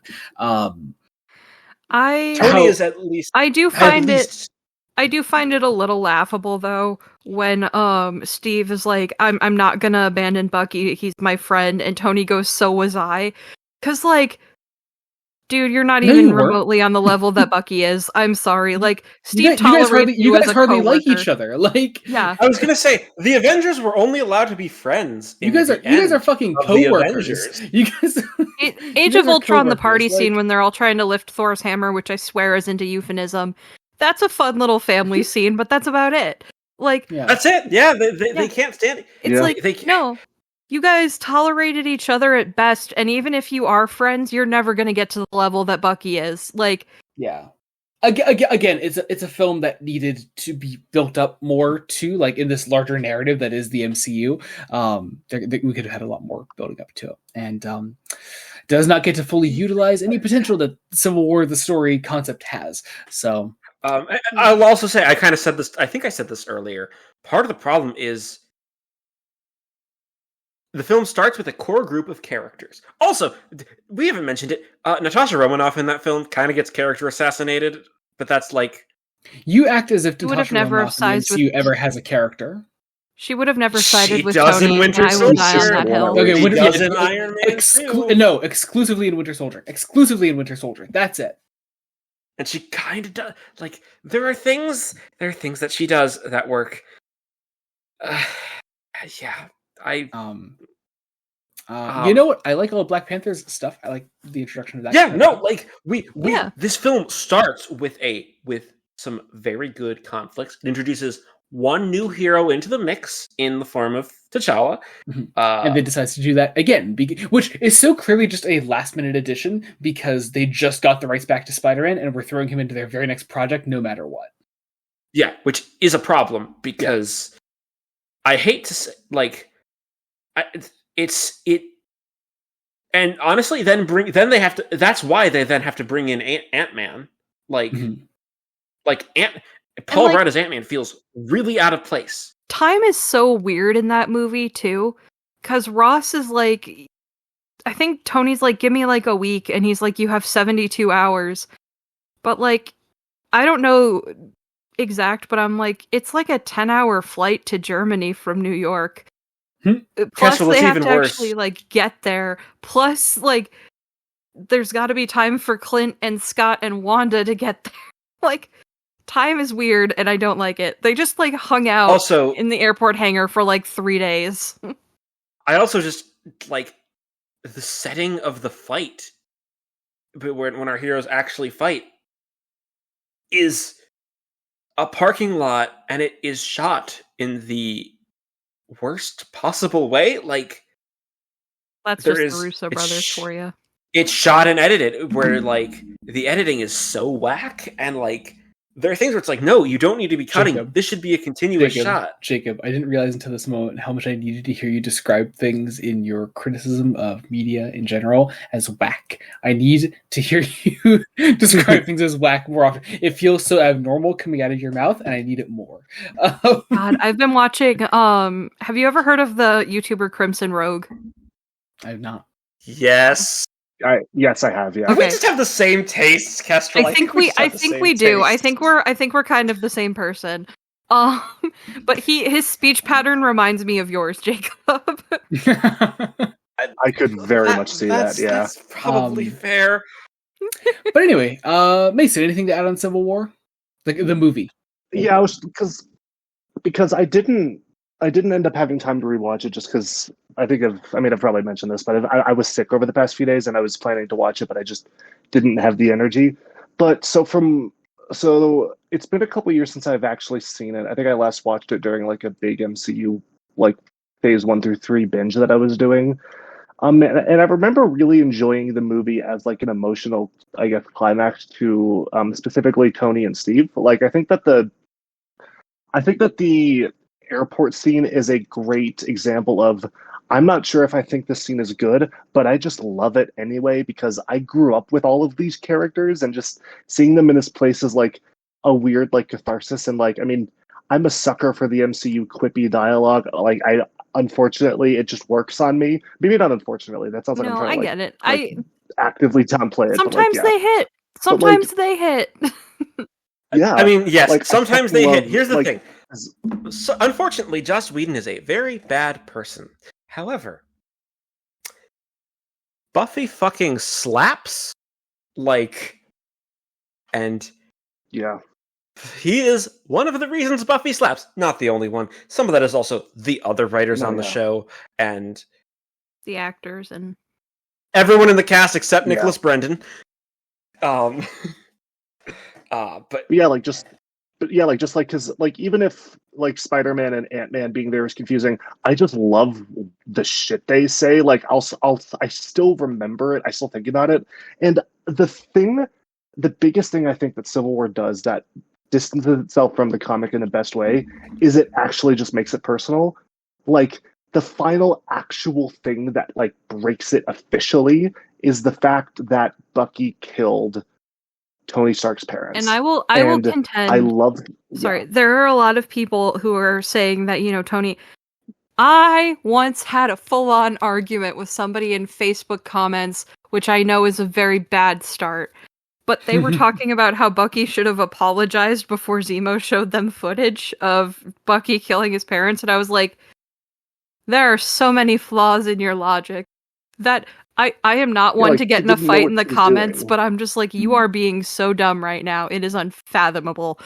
But there are a lot of people who are like, Tony should have been more chill about, especially in Bucky fandom space, Tony should have been more chill about, like, the fact his parents were murdered.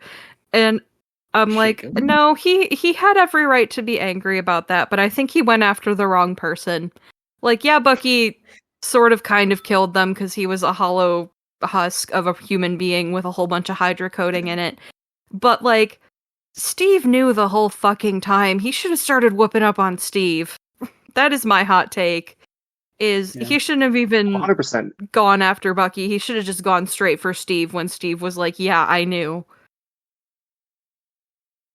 Yeah, but like the line I'll always remember is like, just, I don't care, he killed my mom. Like that that killed me when I first. I was going to say, that was just such a damn good line. That I last love scene that so much. is one I think one of RDJ's best performances in the MCU.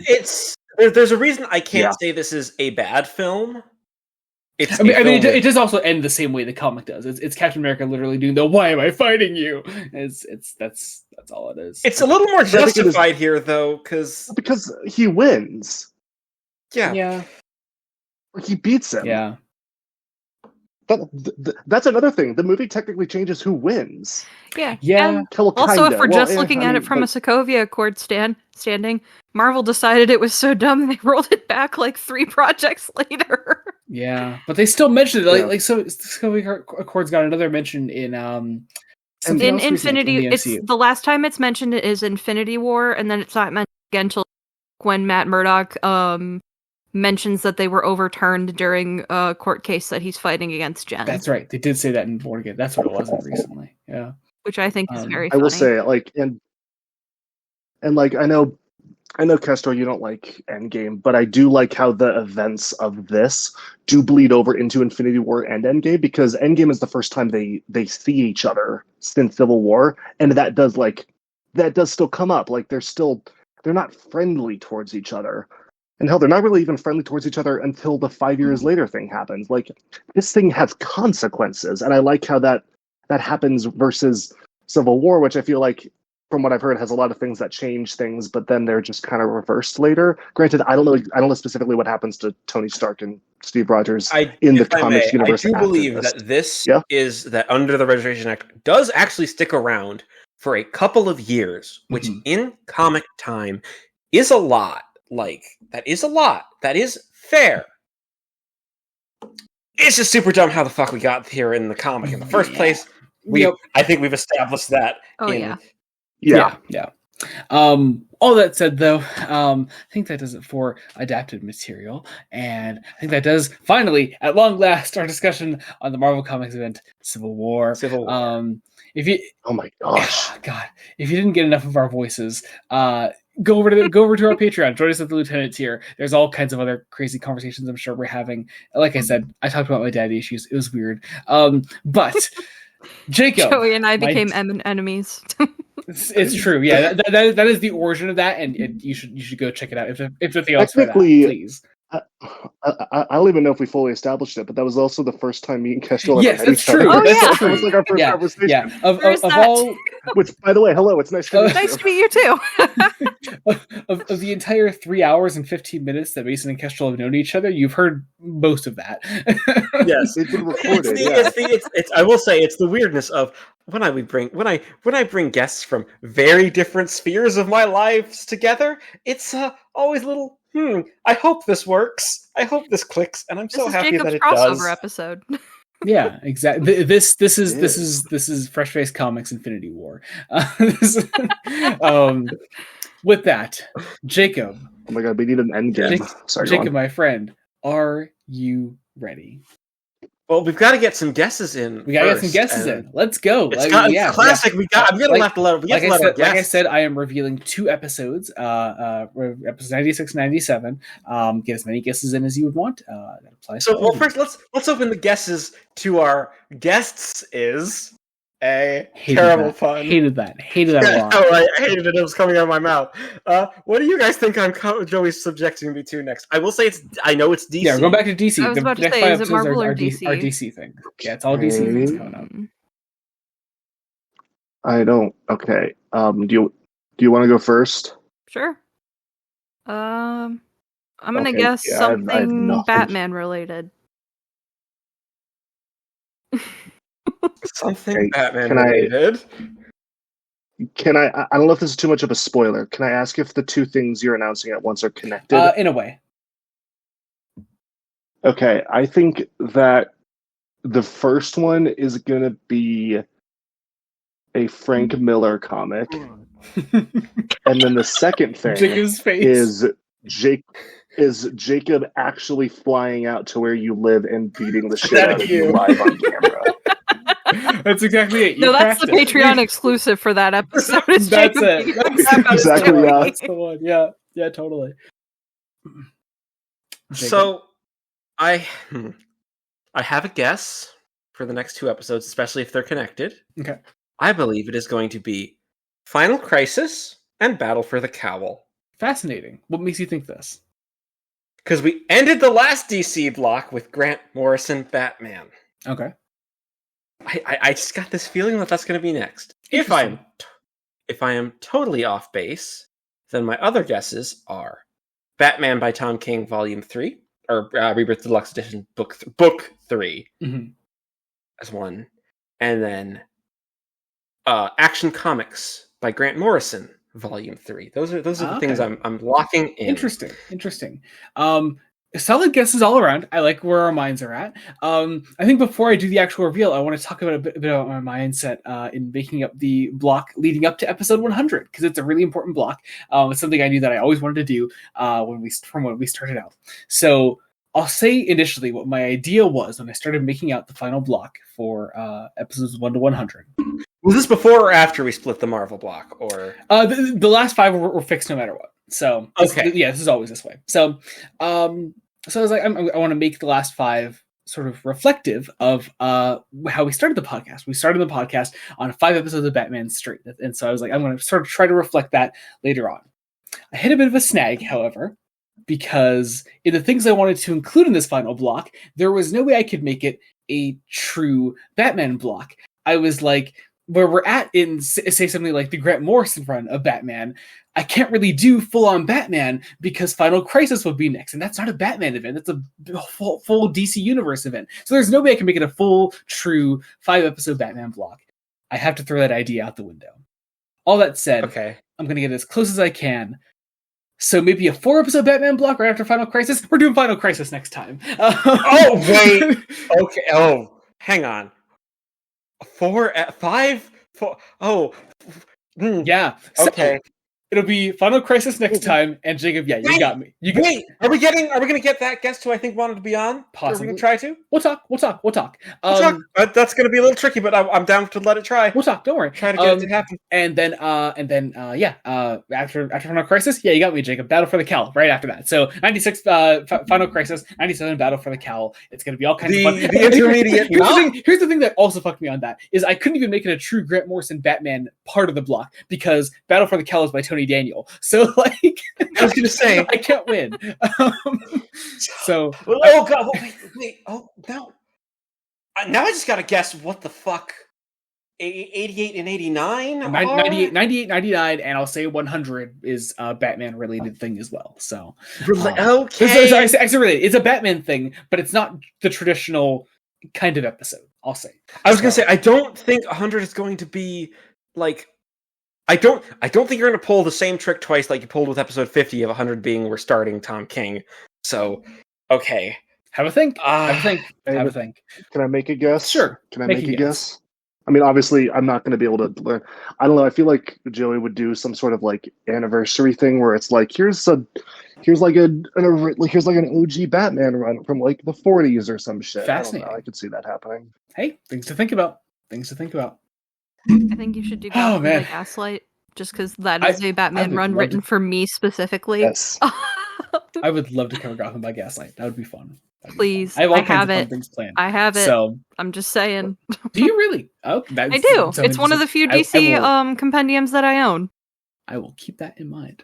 All right, that actually does it. Let's get some promotions in. What do we got? Kestrel, what do you have going on in your life? Not a whole lot. That you can promote on a podcast. Again, not a whole lot. Hey, what's going on with you? I am Kestrel's Dash Feather on Blue Sky. I am Bucky's Arm and Rio's Dagger on Tumblr with dashes in between each one. Just actually got off of hiatus today because it was a rough time in the Marvel fandom recently. Understandable. But so yeah, I have that. And I think that's pretty much it. I have a video essay channel I haven't used yet, so I'm not going to promote it yet, but we will stay on the lookout. Woo, thank you. Yeah, Mason, what do you have going on? Very little. I mean, you could follow my Blue Sky. I think it's the GD256. I never really post there.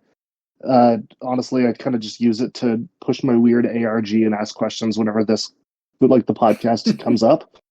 But I will say I have no idea what this will look like, but I do want to try to do more creative stuff now that I am out of college, because this is the first time I don't have a structure in my life in that way. So I might try to do some stuff, whether it's like on YouTube or somewhere else. I'll figure that out. I have a couple ideas, but if it happens, then Blue Sky will be where I talk about it. So yeah. Awesome. Links for all those will be down in the description below for both Kestrel and Mason.